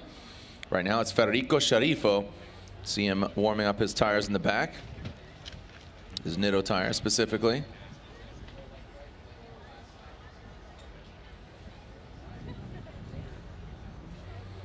And as I said earlier, we do have Pro 2 competition head-to-head later. So we have qualifying. Right after qualifying, we have the we'll see the gum out GT4586 of Ryan Tuerck out here on track. There'll be an autograph signing 2:30 to 3:30. And we have some staff stuff we got to do, but we'll be back out here on track local time at 5:15. For our Pro 2 opening ceremony and top 16 competition.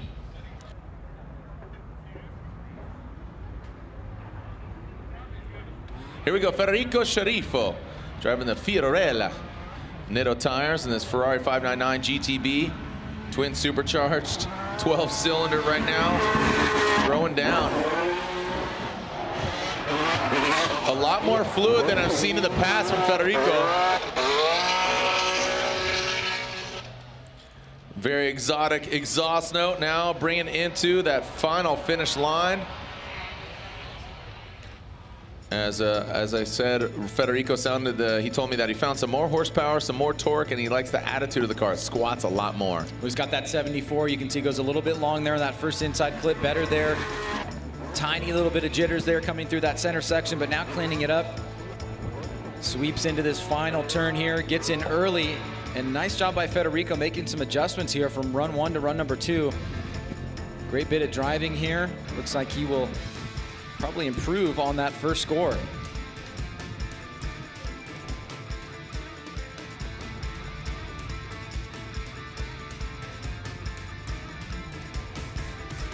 All right, as Ryan said, Federico a 74 on his first run. Ryan tends to think that he's gonna better it.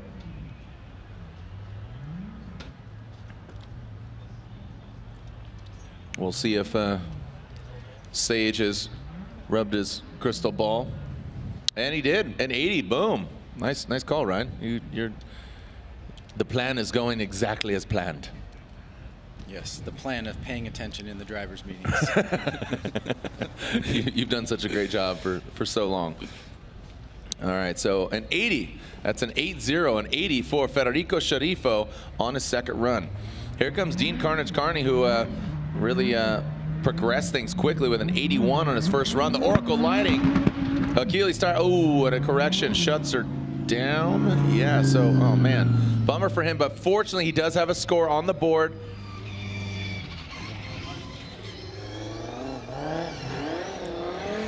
But from Ireland, from Waterford, Ireland, that will be an incomplete run there for Carnage. Well, Dean did start us off pretty strong, run number 1. And run number 2, you can see he kind of pushes a little bit wide there and then is not able to, the car grips up and not able to keep drifting. He shuts it down. He realizes he's not going to be able to improve on that 81.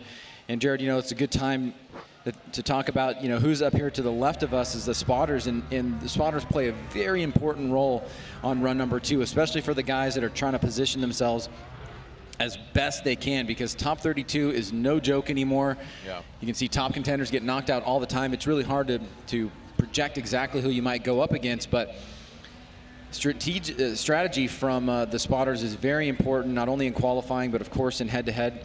Try to figure out the tendencies of the drivers they're going up against, how they did in qualifying, maybe where they're lifting, maybe where they're getting back on throttle, what kind of angle they're carrying through certain sections of the course.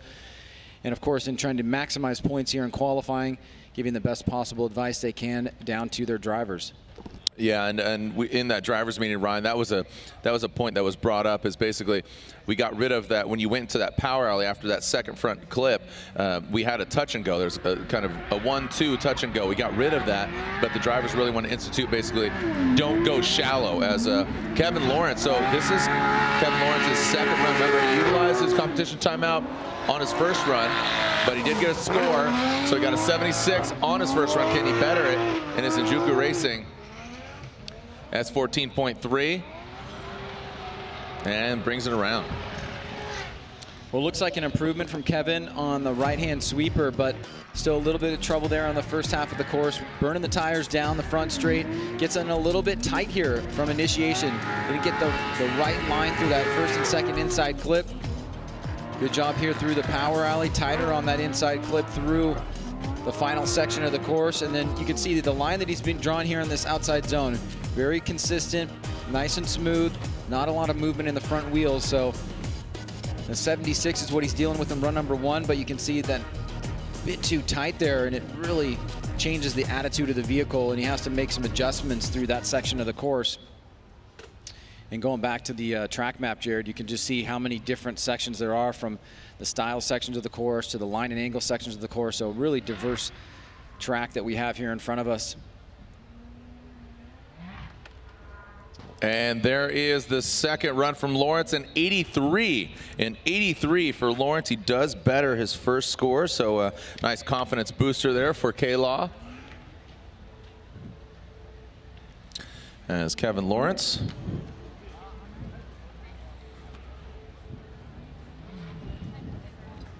gets his score, and Kazuya Taguchi, Achilles tire, up garage, top 1 oil GTR from Hokkaido, Japan. Let's see how Taguchi does here on his second run. Taguchi had a 76 on his first run. And here comes Taguchi into that first front. Oh, wow, explodes that Black Magic clip. And through, wow, really using all and even a little more than just the course. As Taguchi really on a tear right now. Looks like a man possessed. Taguchi ninja style through the course run. Well, Taguchi gets really lucky here. Watch this. He's going to center punch this clip. How? And then watch the front bumper is hanging on by a thread. Right here it gets sucked under. And he's lucky that it didn't have an impact on the front wheels. We actually saw in FD Japan, and we've also seen it here in the past, where a bumper gets in those front wheels and gets stuck, and then the car slides and they can't go anywhere. But Taguchi's able to get through it. He has that 76. He's in the competition, no problem. Trying to better it. But let's take a look here one more time. He gets way too tight on that inside clip, and you can see how much of a problem that is. That second inside clip, but much better job there. There goes the bumper, and you can see he's trying to set himself up properly to get to that outside touch and go. But sans the bumper now. He's a bit tight on that inside clip leading into the final turn. We'll see how the judges think about run number 2 here for Taguchi. All right, Gooshie waits for his score, and it looks like scores are in. And it's an 81. So even with all that disaster, or I wouldn't say disaster, but destruction of the clip, getting into the dirt, he receives an 81, puts him into 16th position. All right, so next up, before that, we're giving you an opportunity to win a MagnaFlow exhaust, win a free MagnaFlow exhaust. It's very simple. Just text MF Drift. You got some time, so I'll go and do it along with you. So again, pull up your phone, text MF Drift to 555-888. So again, 555-888. And then you're going to text MF as in MagnaFlow Drift. Boom, I did it along with you. So you can win a free MagnaFlow exhaust. Do the FD app and download it. Live scoring, alerts and stats, exclusive content, notifications, access to live stream, buy tickets, and fan rewards program. I know Ryan hand seals and packs all the packs with care and love and just affinity for all the FD fans out there. So exclusive games and contests, special video features. Download the app now.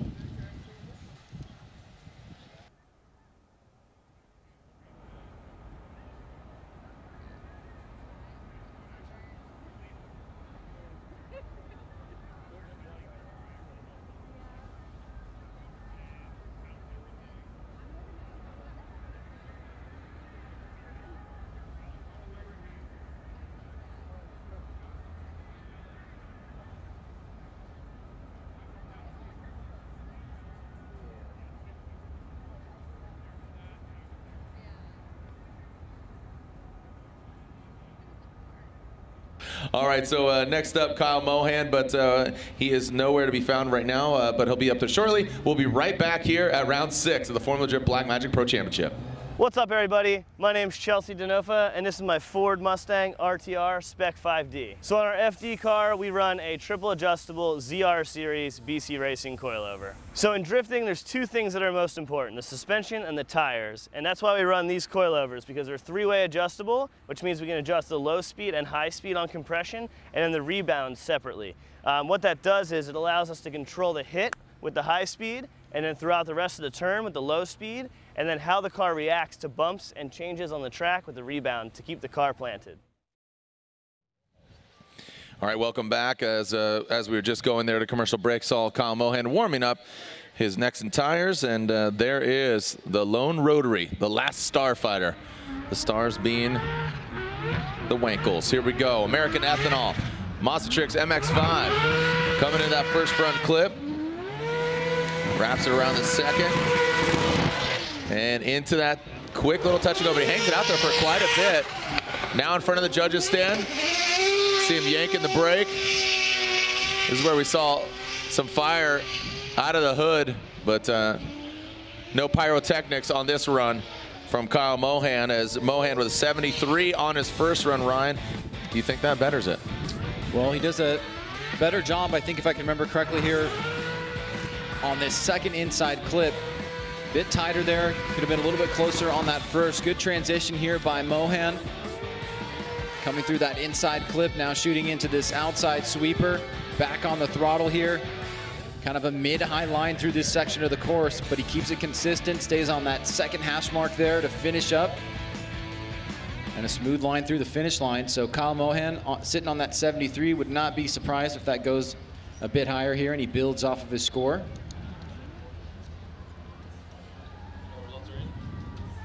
And the results are in for Mohan, a 74, so he does better, just barely. So a 74 for Mohan on his second run. The American Ethanol Mazda-Trix, Mazda MX-5.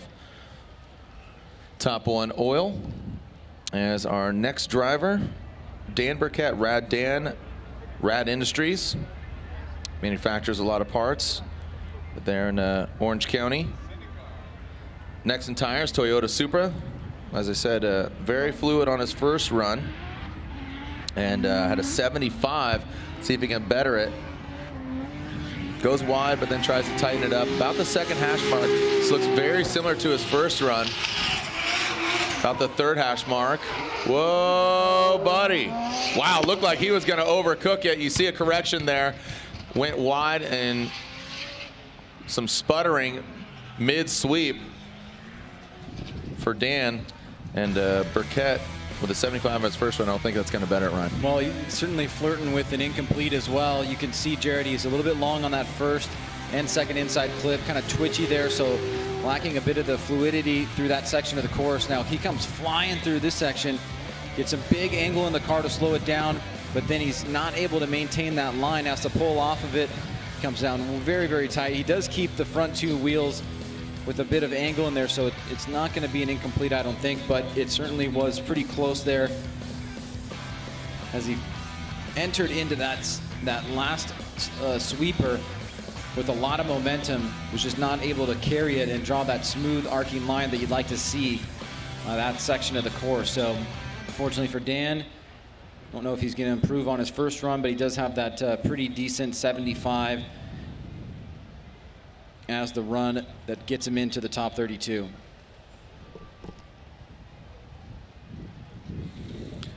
And Dan Burkett's score is in on his second run at 66. So just as we predicted, Dan Burkett's second run score, but does not better his first run. Next up, it is Jeff Jones. And Jones, on his first run, a solid score of an 80. And I have a feeling, just knowing Jones, he's going to push even harder in this Doc Falcon Tires Nissan 370Z. Around that first front clip. Goes long, as you would say, Ryan, on that second clip. Fills all that touch and go. Remember, that's not a zone, but this definitely is. So about a midline, third hash mark on that outside. And crosses the finish line. Ryan, is that enough to beat an 80 on his first run? We'll take a look at the initiation here. Flirts with the edge of the course, just pushing up a little bit of dirt there. Tight on that inside clip, but you can see not able to link that second one. Midline coming through the power alley. Nice job by Jones. Coming up a little bit late on that inside clip there, and you can see some movement from the front wheels, trying to get settled and situated here. Is able to hit that third hash mark, but didn't draw the most consistent line. He's already got that strong score of an 80, and this is a pretty decent run overall. Should be in the ballpark.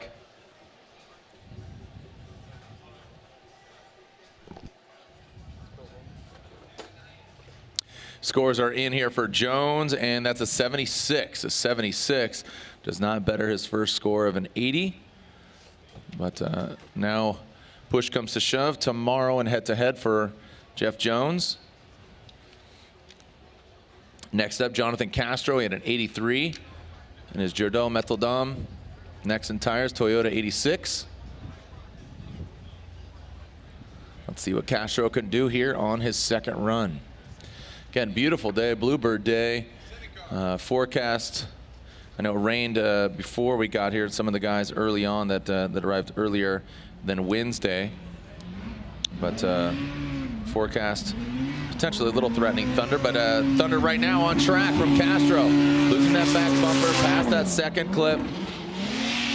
Hits the touch and go really tight. It's that final front clip. Loses the back all the way completely. And keeps it moving. So Castro with an 83 on his first run, Ryan. So Castro's second and final chance here to try to better that 83. Initiates, also gets a little dirt drop there, and then you can see that's where the bumper comes loose. Tight there on that second inside clip, but you can see he was a little bit shaky. The front moving around a little bit more than you'd like to see. He's having to reposition himself. He was about to go wide and off course, had to make an adjustment, tighten up the line. Now he gets back on it, gets out to the deepest part of that outside zone, and then through the finish line there, but not the smoothest and most fluid. Here's where the bumper comes loose. Now it's going to start to pick up, and he's going to come up a little bit tight there on that inside clip, and you can see it does change the way that the vehicle was rotating through that center section.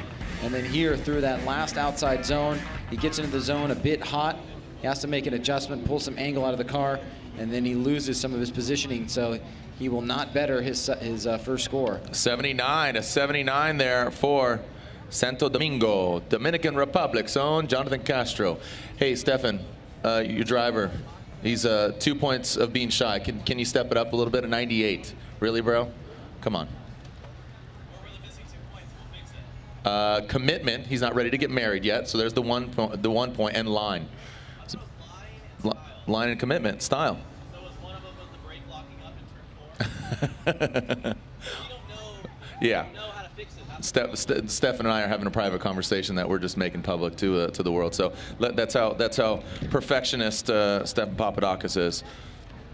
So as Castro receives his score, next up, this is do or die for the dagger. Dirk Stratton from Ohio. Lingenfelter Performance, Achilles Tire, Stratton Chevrolet Corvette. He's driven this track before. He's probably driven it more than any other driver here. He's driven it at MDU years ago, and he's been back here, but now he went off course on his first run. He had an incomplete run. He just barely nudges and kisses over that first Black Magic front clip. Just needs to keep it between the lines and keep it on the road for Dirk Stratton. Potentially a little nervous here now. And it looks like Stratton will be receiving a score. Don't want to speak too soon because he's got to cross the finish line, and there it goes. So Stratton will cross. And Ryan, that was a potential 4th bye for our top 4 qualifiers, but now it looks like the top 3 qualifiers will get a bye run and Stratton will get a score. Well, definitely wiping the sweat off the brow there, a sigh of relief, and all the other things that you'd want to say about that run. But Stratton here pulls it together, gets a pretty decent run here. It's not going to be a super high score. It's going to probably be mid-pack. But he's able to do it, throw down a conservative yet strong qualifying run in run number 2 and save his weekend with that effort there. So great job by Stratton.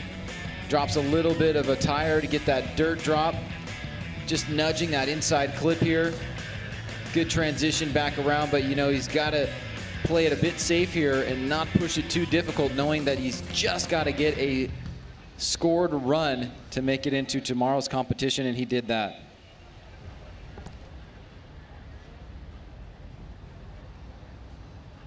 All right, so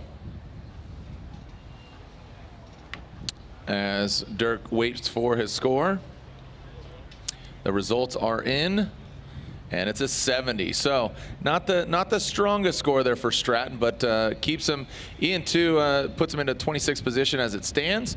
But he's going to be seen head-to-head competition, and again, fighting for that Rookie of the Year title. He's going up against Matt Van Kirk, who is just 2 spots ahead of him, coming in 18th as Dirk Stratton came in 20th. Matt Van Kirk, Closet Creations, Popeye Energy Drink, 2JZ powered, S13.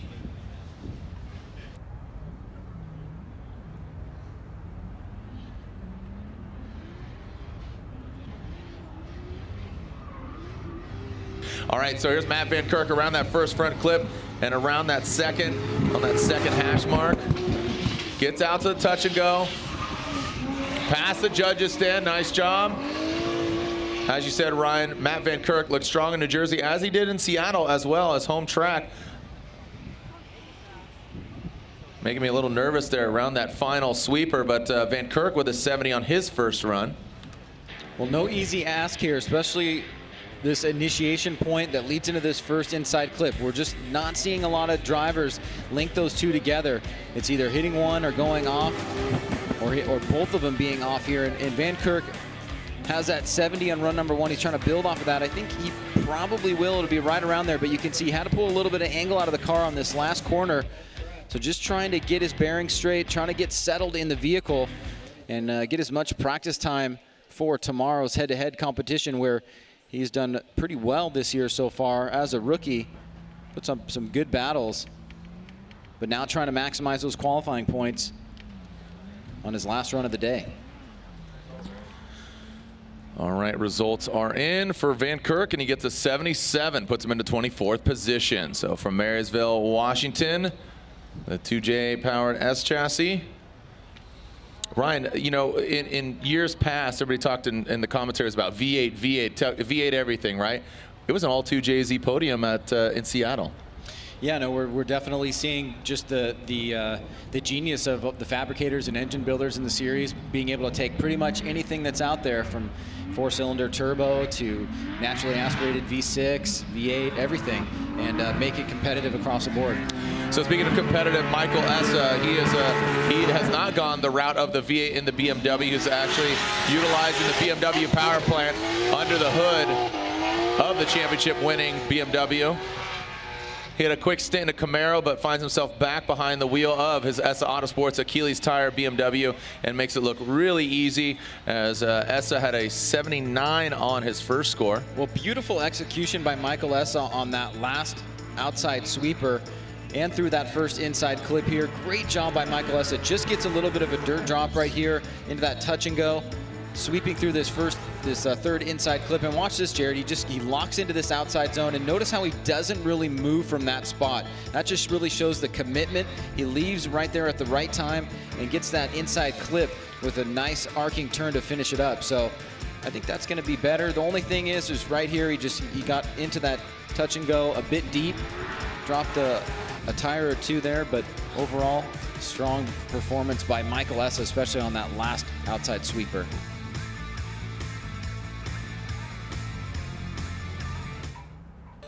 All right, so Essa dropping a score there with a 90. Boom, Ryan. So you called it. Definitely a strong run there. Very fluid, clean, as a 90 for Michael Essa on his second run. So you put him in top 10 in that 6th position. Still quite a few drivers left to go, as we are now in the top 16. Next up, Matt Kaufman.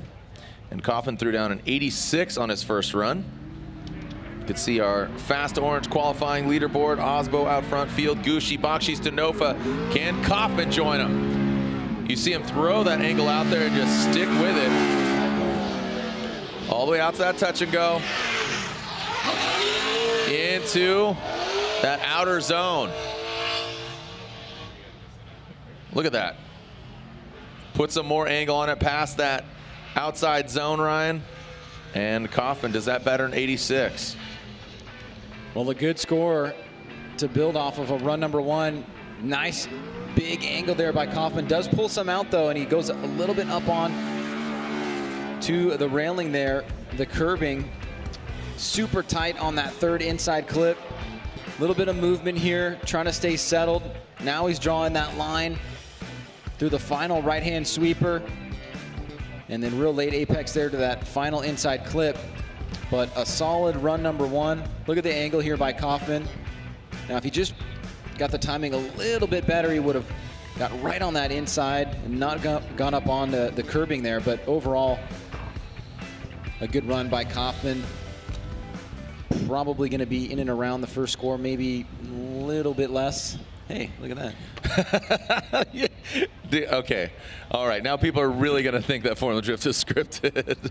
Maybe a little bit, literally 1 point less. So an 85 from the Medford, Oregon pilot that is Matt Kaufman. World War Kaufman, bro. Oh, snap. I'm Batman. We haven't heard from Batman in a while, Ryan. I know, he usually likes to come out during specialty events. Yeah, just some, up in Canada, there's Canadian Batman. Yeah. Yeah, eating those the special Oreos. Yeah, the organic Oreos. The organic Oreos. Those went deep. Dirk. I am Batman, and I am rooting for Von Gittin Jr. It's more Optimus Prime, though. Yeah. Von Gittin Jr., roll out. Von Gittin Jr. in the Monster Energy Nitto tire. Ford Performance Mustang RTR. Von Gittin Jr. had the opportunity and drifted over at the Nürburgring in a vehicle and made his way over to Goodwood. And then, like I said, Oshkosh Air Show. Right now, he's piloting this thing. And really, the three-wheel motion coming into play. You can see the attitude of the car not affected too much. Playing in the dirt, Dirt McGirt. ODV, Old Dirty Vaughn here, throws it in. Nice job by Von Gittin Jr., former champ. You like that, ODV? Old Dirty Vaughn, expecting a baby on the way, VG3. Well, he was definitely pushing on that run and trying to get up into that top 5. And look at this right here, this big angle initiation, super tight on this first inside clip and the second. Great job there.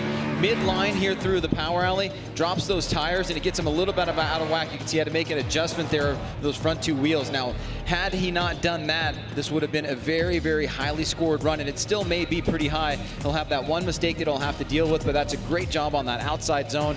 He was able to keep his composure. Let's see how, as he leaves this section of the course, as he comes over, he just gets a little bit too deep there, and then watch the front wheels make a little bit of an adjustment. And you know, you can see the driving skill really come out there, because a lot of other drivers may have just continued to go off course, but he was able to get back on course and make it look pretty clean.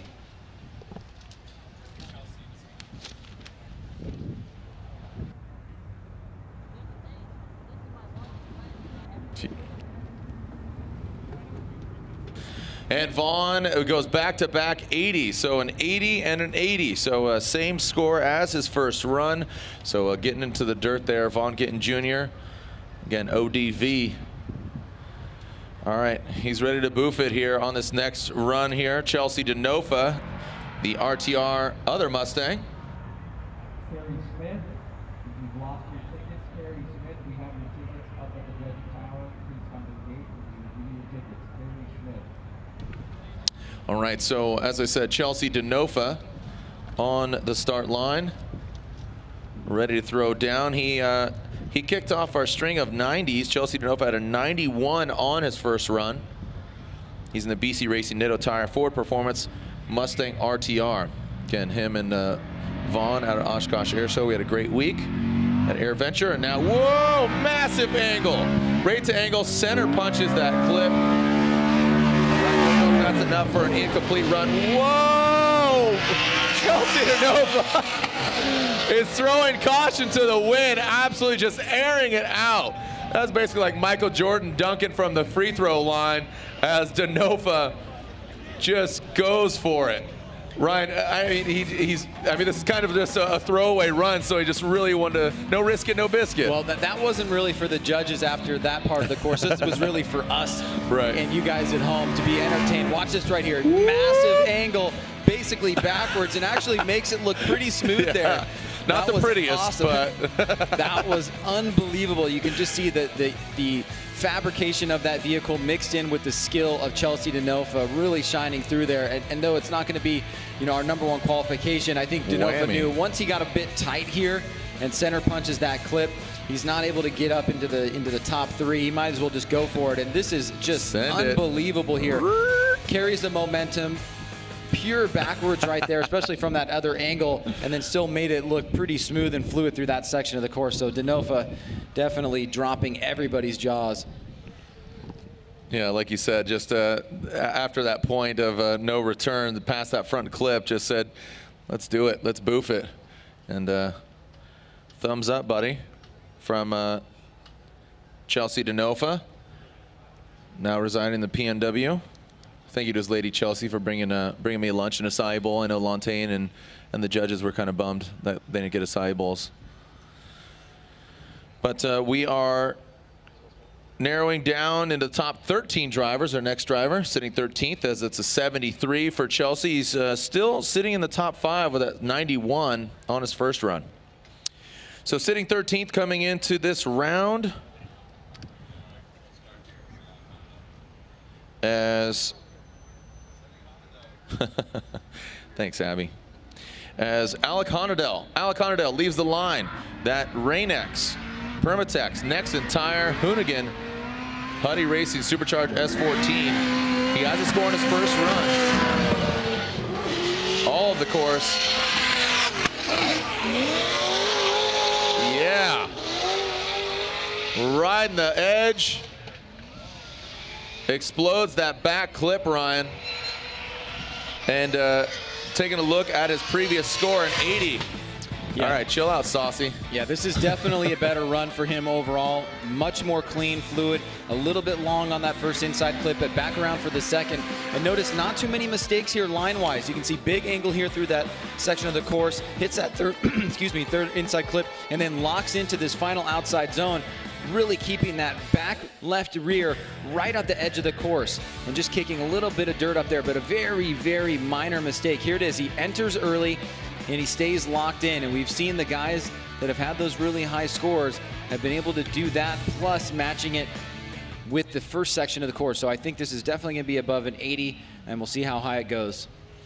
89, dude, 89 there for Alec Honadel. So Honadel throwing it out, getting saucy with it.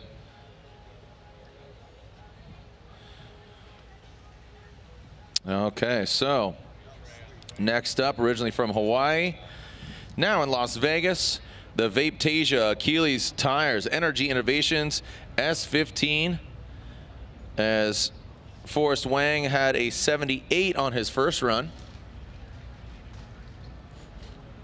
See what he can put down. Ryan, an action-packed weekend here at Gateway Motorsports Park. Just behind us, you can actually see the famous St. Louis Arch. A few of the drivers and teams had the opportunity to go up and down via the elevator up that arch. So cool for some of the drivers to experience. A lot of people, a lot of the staff and team have never been here to St. Louis, so it's good for them to check it out. As Forrest Wang still in the line.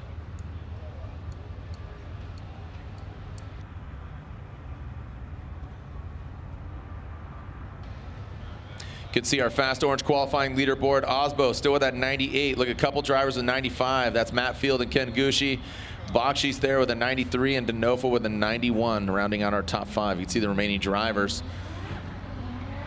And here we go, Forrest Wang on his second run. Very fluid, signature style. Those aren't vape clouds, courtesy of Vaptasia. That is Achilles tire smoke. Good transition right here in front of the judges' stand. And Ryan, looks like just a little correction there towards the end of that sweeper, but a solid run there from Forrest Wang. Well, look how much better there was improvement on the first section of the course, Jared. Nice smooth initiation, big angle here, tight on this first inside clip, and then back around for the second. And that's what we haven't seen from a lot of drivers. And linking that and this section of the course really puts you in good position here. Now, the only part of the course where he had a little bit of a flub was right here. He had himself situated to fill that entire zone. He had to come off a little bit early, and then the line pushed him out a bit wide there for that final inside clip. But he does have that 78 in run number 1. I think this is going to be better than that, get him into the mid-80s or so, and position him a little bit better into the bracket.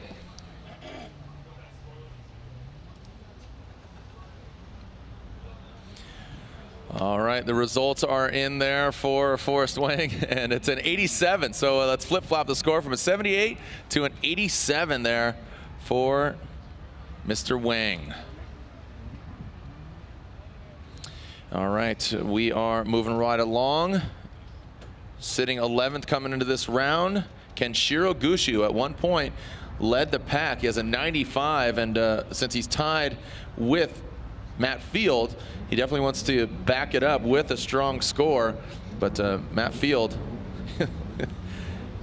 you a fan, Gooshie, won't you back that 86 up? I'm glad I got a little chuckle out of you there, Ryan.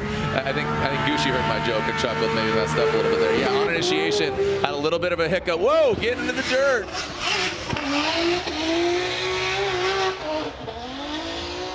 So not as clean and fluid as his first run. Maybe taking a page out of Chelsea Denofa's book and throwing it out there a little bit more, but. Again, I'm glad you liked my joke, Brian. That's all that's important. Well, the first one set the bar. The second one, he just mistimed here. He's a bit too tight, and you can see how the railing there basically pushed him off into that first section, into the second section, and then he's basically just trying to hold it together now. This is obviously not going to be better than the 95, but the importance of this run really is going to be the tiebreaker between him and Matt Field, who currently, as you mentioned, Jared, sit tied with 95. So this score very important for Ken Gooshie, at least in terms of positioning and where it's going to put him in the bracket. You could just see how high that is from that shot. It actually pushed him off. He wasn't able to ride up it. He got pushed off out to the outside clip there, that first outside clip. So Ken Gooshie with a much smaller score in run number 2. All right, so we talked about backing it up, and backs it up with a 70. And just knowing Matt Field and just how he throws down, he's been throwing it down pretty consistently when the car's been 100%.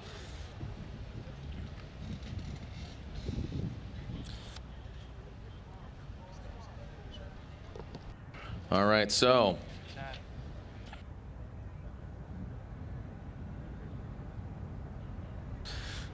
so we are seeing now, we are into the top 10. Daijiro Yoshihara up next. Turn 14 distribution, Falcon Tires Subaru BRZ. Like I said, on social media, they said they had a crack in their manifold, but they are proud, and the hard-working team got it back on track, and he put down a solid first run, and right now he's doing it just the same. Talking about backing it up. Maybe he can even beat his first score. Daijiro Yoshihara had an 87 on his first run. Ryan, he's going for it. Tending to think that this might better an 87, Ryan. Yeah, I think you could be right there. There was one little tiny mistake into the middle section, but look at this right here. Nice smooth initiation, perfect on that first inside clip.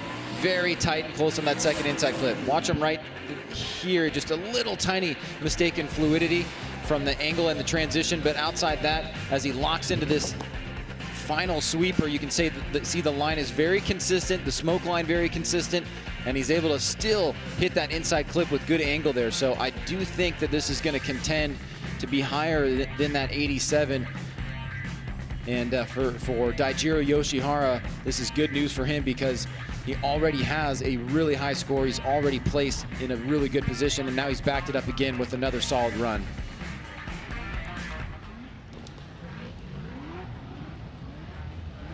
Results are in here for Daijiro Yoshihara, an 89. So just barely beats it out, squeaks it out, but an 89 there for Daijiro Yoshihara.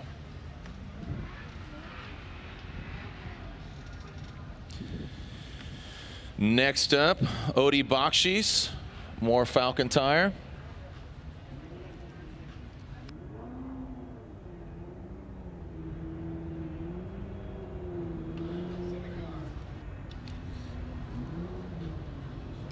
All right, so here we go with Odi Bakshis, Falcon Tires, that Max Oil drifts wheels, S14.5, around that front clip.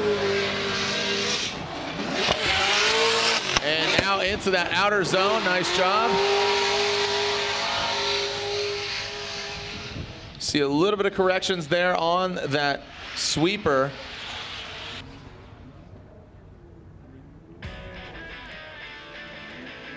Let's take a look at it again. So Odi Bakshis, he's got that 93, starts off strong here, big angle through inside clip 1 and 2. Great throttle control from Odi. Wonderful job through that center section, but he comes up a little bit tight on that inside clip, has to make an adjustment there. Tries to keep the angle in the vehicle. It does ride that line all the way through that outside zone and keeps it tight on that final inside clip. So just a little bit of a mistake there from the power alley to the touch and go that put him in a bit of a tight line on that third and final inside clip. But nonetheless, you can see Odi carrying momentum into both qualifying runs, building as he just comes shy of his first run. And there's a score, a 90 on his second run. A 90 on his second run as opposed to a 93, so does not better it. And definitely agree with that call. As next up, this is what I was talking about, Matt Field has a 95. And in order for him to rightfully earn that number 2 position, he'll need to do better than Ken Gooshie's second score, which was that 70. So here we go, Matt Field, the Wish Falcon Tires, Borla exhaust, no past that front clip.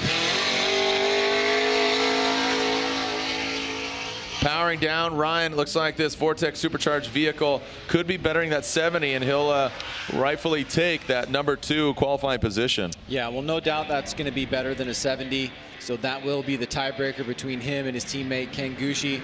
You can see Field here, great job starting off. Very fluid through those first 2 sections of the course without getting up on the curbing too much and losing his fluidity. Right there, really great job using the brakes to keep himself on that nice line. Very consistent, great angle. So Field looking so settled in that vehicle after strong performances the past couple of rounds. And here he is getting into that final right-hand sweeper, staying full throttle all the way through and managing to look very solid in that Corvette that he spent so much time in the offseason putting together, and having a great maiden voyage. So let's see where the scores come in. And it's just a bit lower, but still very strong. And yeah, rightfully so. That 90 on the second run holds him in that #2 position over Ken Gooshie, who got the 70 on his second run, so puts him into #3 position. But we have some very talented drivers still left to go, including Christos Bluish, Ryan Tuerck, Justin Pollock, Forsberg, Visick, Osmo, and Dean. James Dean, that is. As Christos Bluish, he had an 88 on his first run. And just knowing Bluish, he's going to push harder and harder and burn through those Achilles tires, utilizing all the angle of that Wisefab kit past that second clip. Sounds like an airplane right now coming upon us. That Mass Motorsports V8. Motul lubricants running through the veins. The HGK Eurofighter BMW.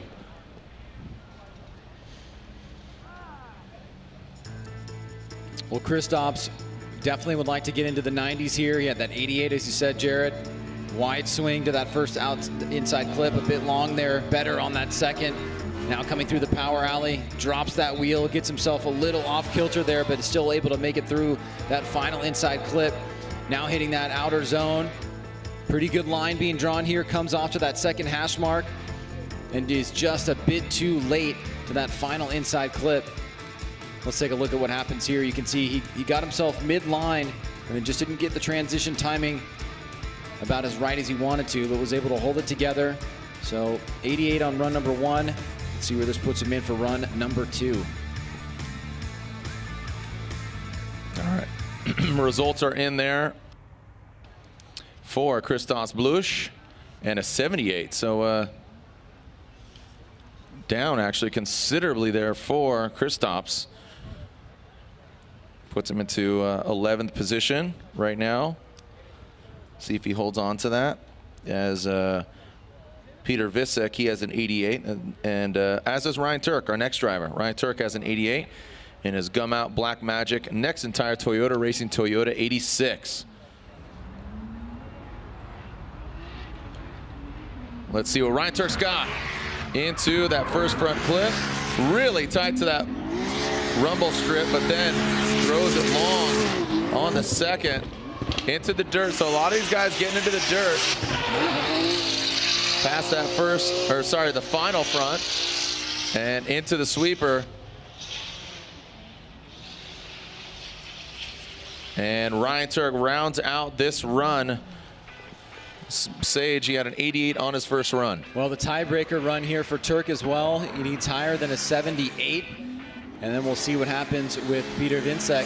But Tuerck, as you said, he had that first inside clip beautifully done. The second one was a bit long there, and you can see the line got him a little bit out of whack on that touch and go.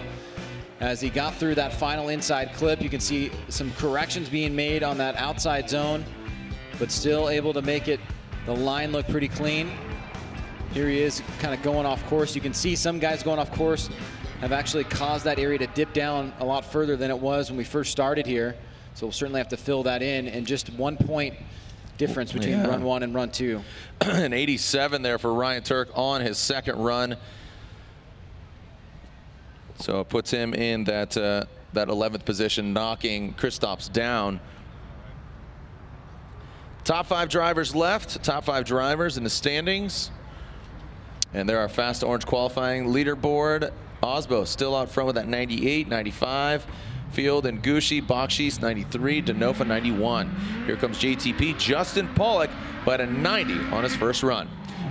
There's more signature Justin Pollock style. Oh, you saw him take a little bit of angle out of it when he approached that first front clip. Looks like he had to just massage it around the front clip. Hear him lift, drop the car into that outside zone. Really ticking the boxes as far as the clipping points, but the corrections, either the lifting or that first front clip run. Well, you can see from our perspective, Jared, he really nailed that third inside clip, but as you said, took a little bit of angle out there, was on the right line, but he could have done that a little bit cleaner. Now coming through the power, it looks a lot better here. And from our perspective, we're right up on top of that. He nailed that inside clip and then gets back on the throttle, but he pulls off that zone for a second and then he gets back in it. The judges have seemed to like when you lock into that line and stay consistently there. We were still pretty deep into that zone. Here's the initiation, big angle here, and he just pulls a little bit out. He would have maybe stayed on it right there. He could have had that section, added a few more points, but he does have that high score of a 90. Here he is into that outside zone, threads it right to the edge of the track, pulls off just a few inches there, and then gets back on it to fill that zone completely. So for Justin Pollock, run number 2 comes up a little bit short as well. An 87 on his second run, an 87. Still holds a top 10 position with a score of a 90. Next up, Chris Forsberg, who got a podium earlier this year. He got it at round 2 in Orlando. Swapping out the engine just yesterday to be ready to do battle with the course tomorrow and then head-to-head tomorrow. Or sorry, with the course today and then head-to-head tomorrow. Chris Forsberg, NOS Energy Drink 370Z on Nexen tires. Forsberg got an 89 on his first run. And here comes the 3-time champ. Around that first front clip, well done. On the first hash mark, around the second. Into the touch and go goes Forsberg. Really great placement, very fluid from Forsberg. Now into that outer zone. Really tight to that final outside zone and crossing the finish line. So Ryan, again, it bears repeating, the top 3 qualifying drivers will have automatic buys into the top 16. So Chris Forsberg here, second run. Great job on that first inside clip. Keeps it tight on that second. Huge throttle here through that power alley, gets out to that touch and go through that third inside clip. And this is looking like a pretty strong run here from Chris. 89 on that first run. The second run looks pretty solid as well. So we'll have to see how the judges take a look at that overall.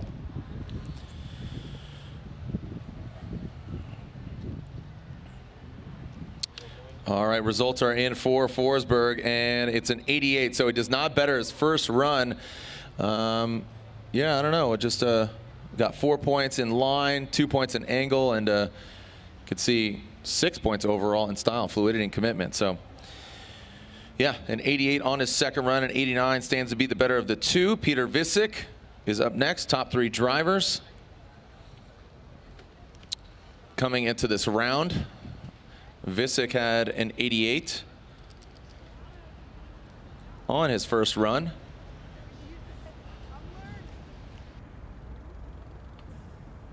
Let's see how Piotr throws down here on his second run, Ryan. Little Manji entry similar to that of James Dean. Oh, and a wide swing and also a correction. I don't foresee this being better than an 88.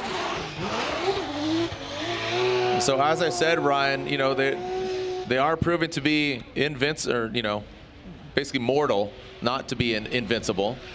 But an 88 on his first run there. Well, watch the front end here, wash out. Jared right there, he was going super fast, had to make an adjustment. He's able to save it and get back around to that second inside clip. Now through the power alley here, you can see slight adjustment in the front, so lacking some of the fluidity overall, but still extremely fast. And you can see why these cars have been so devastating in head-to-head matchups. And these two drivers combined with that have just been a real challenge for the rest of the field. But here you can see a mistake from Peter Visick, and he does have that 88. So I'm not sure that that's going to cut it and improve on his overall score. All right, results are in here for Peter Visick, an 82. So it does not, Ryan, as we predicted.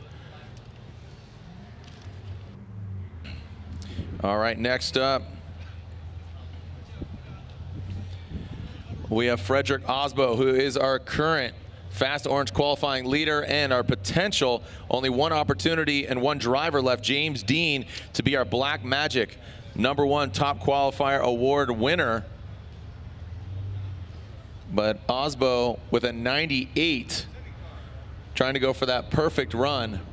Only 2 points left out on the track, and that was for commitment and for line. Just those 2 points. So let's see as Frederik Osmo goes around that first front clip, tight to that second, into the touch and go. Goes Osmo, now past that judging stand. The Rockstar Energy Drink, Nexen Tire, Toyota Racing, Toyota Corolla hatchback. Using all of the course. Ryan, is that the perfect score? Is that another 98? Is it a 99? Where do you think? Well, let's take a look here. Early initiation, good angle by Osmo. Nothing wrong with that one. Nothing wrong with that one. Still on throttle here. Big angle through the power alley. Tight on that inside clip. Trying to find out where those 2 points got left off. This is very similar to that first run. So this is going to be in the ballpark here. And Frederik Osmo once again locks down another solid run with, you know, really hard to find where the mistakes are. And can he find those 2 extra points? He would love to have that 100, as well as his team, Stefan Papadakis, or even maybe a 99 or a 97. But this is right there. Maybe could have been tiny bit deeper into that zone. I have no idea. I mean, that is right on the edge there. So Frederik Osmo, another great run for him.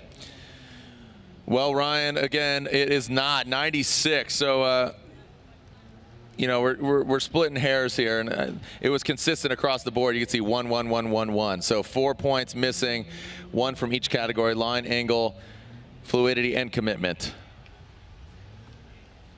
One more driver left to best the former champ of Frederik Osmo. It is the defending champion of James Dean, the Warthouse Drift Team Falcon Tires, Sylvia S15. He's deemed the machine. He's a tall, green, lean, mean, fight machine, James Dean. Here we go. Into that first front clip. He's sitting on an 84. Can he better Osmo with that near perfect 98 on his first run? James Dean passed the judges stand in his 2JZ powered S15 and gets and utilizes all of that outer zone, Ryan. Don't know if that has that X factor that would just supersede that of the Norwegian Hammer. Well, it was very Osmo-esque though, wasn't it? You can see really tight on that first inside clip. I mean, where's the mistakes here? He's on throttle, nothing major here. He had a little bit less angle than Osmo through that center section, I think, and that may be a factor. But look at the line. The line is basically perfect. Tiny little adjustment there, but I mean, if this is not in the mid-90s, I'd be surprised. And certainly going to better his day because he does have that 84 on that first run. All right, so before we give our final score, these are the live stream schedules. Today, we still have Pro 2 head-to-head competition. Top 16, local time 5:15. Just an FYI, it is just before 2 o'clock. Again, just before 2 o'clock. So in about 3 hours and 15 minutes, we'll have head-to-head competition. But then tomorrow, it starts all over again for Pro. Top 32 head-to-head begins at 1 p.m. local time. Our AEM halftime show featuring the Maximum Drift Cast fellas that are Sam Nalvin, Corey Hosford, and Paco Ibarra. He has 8 R's in his last name. And then 5 p.m. is Pro Top 16. So National Anthem opening ceremonies and Top 16. And our final score of James the Machine Dean, our defending champion, with a score of 92, a 92, so just outside, but does get a top 5 spot. And our top 3 qualifiers will receive a bye run into the top 16. So thanks for joining us out here. We'll see you back here at 5:15 local time for our Pro 2 competition. Thank you, ladies and gentlemen. Send it. We'll see you online. We'll see you another time or at 5:15.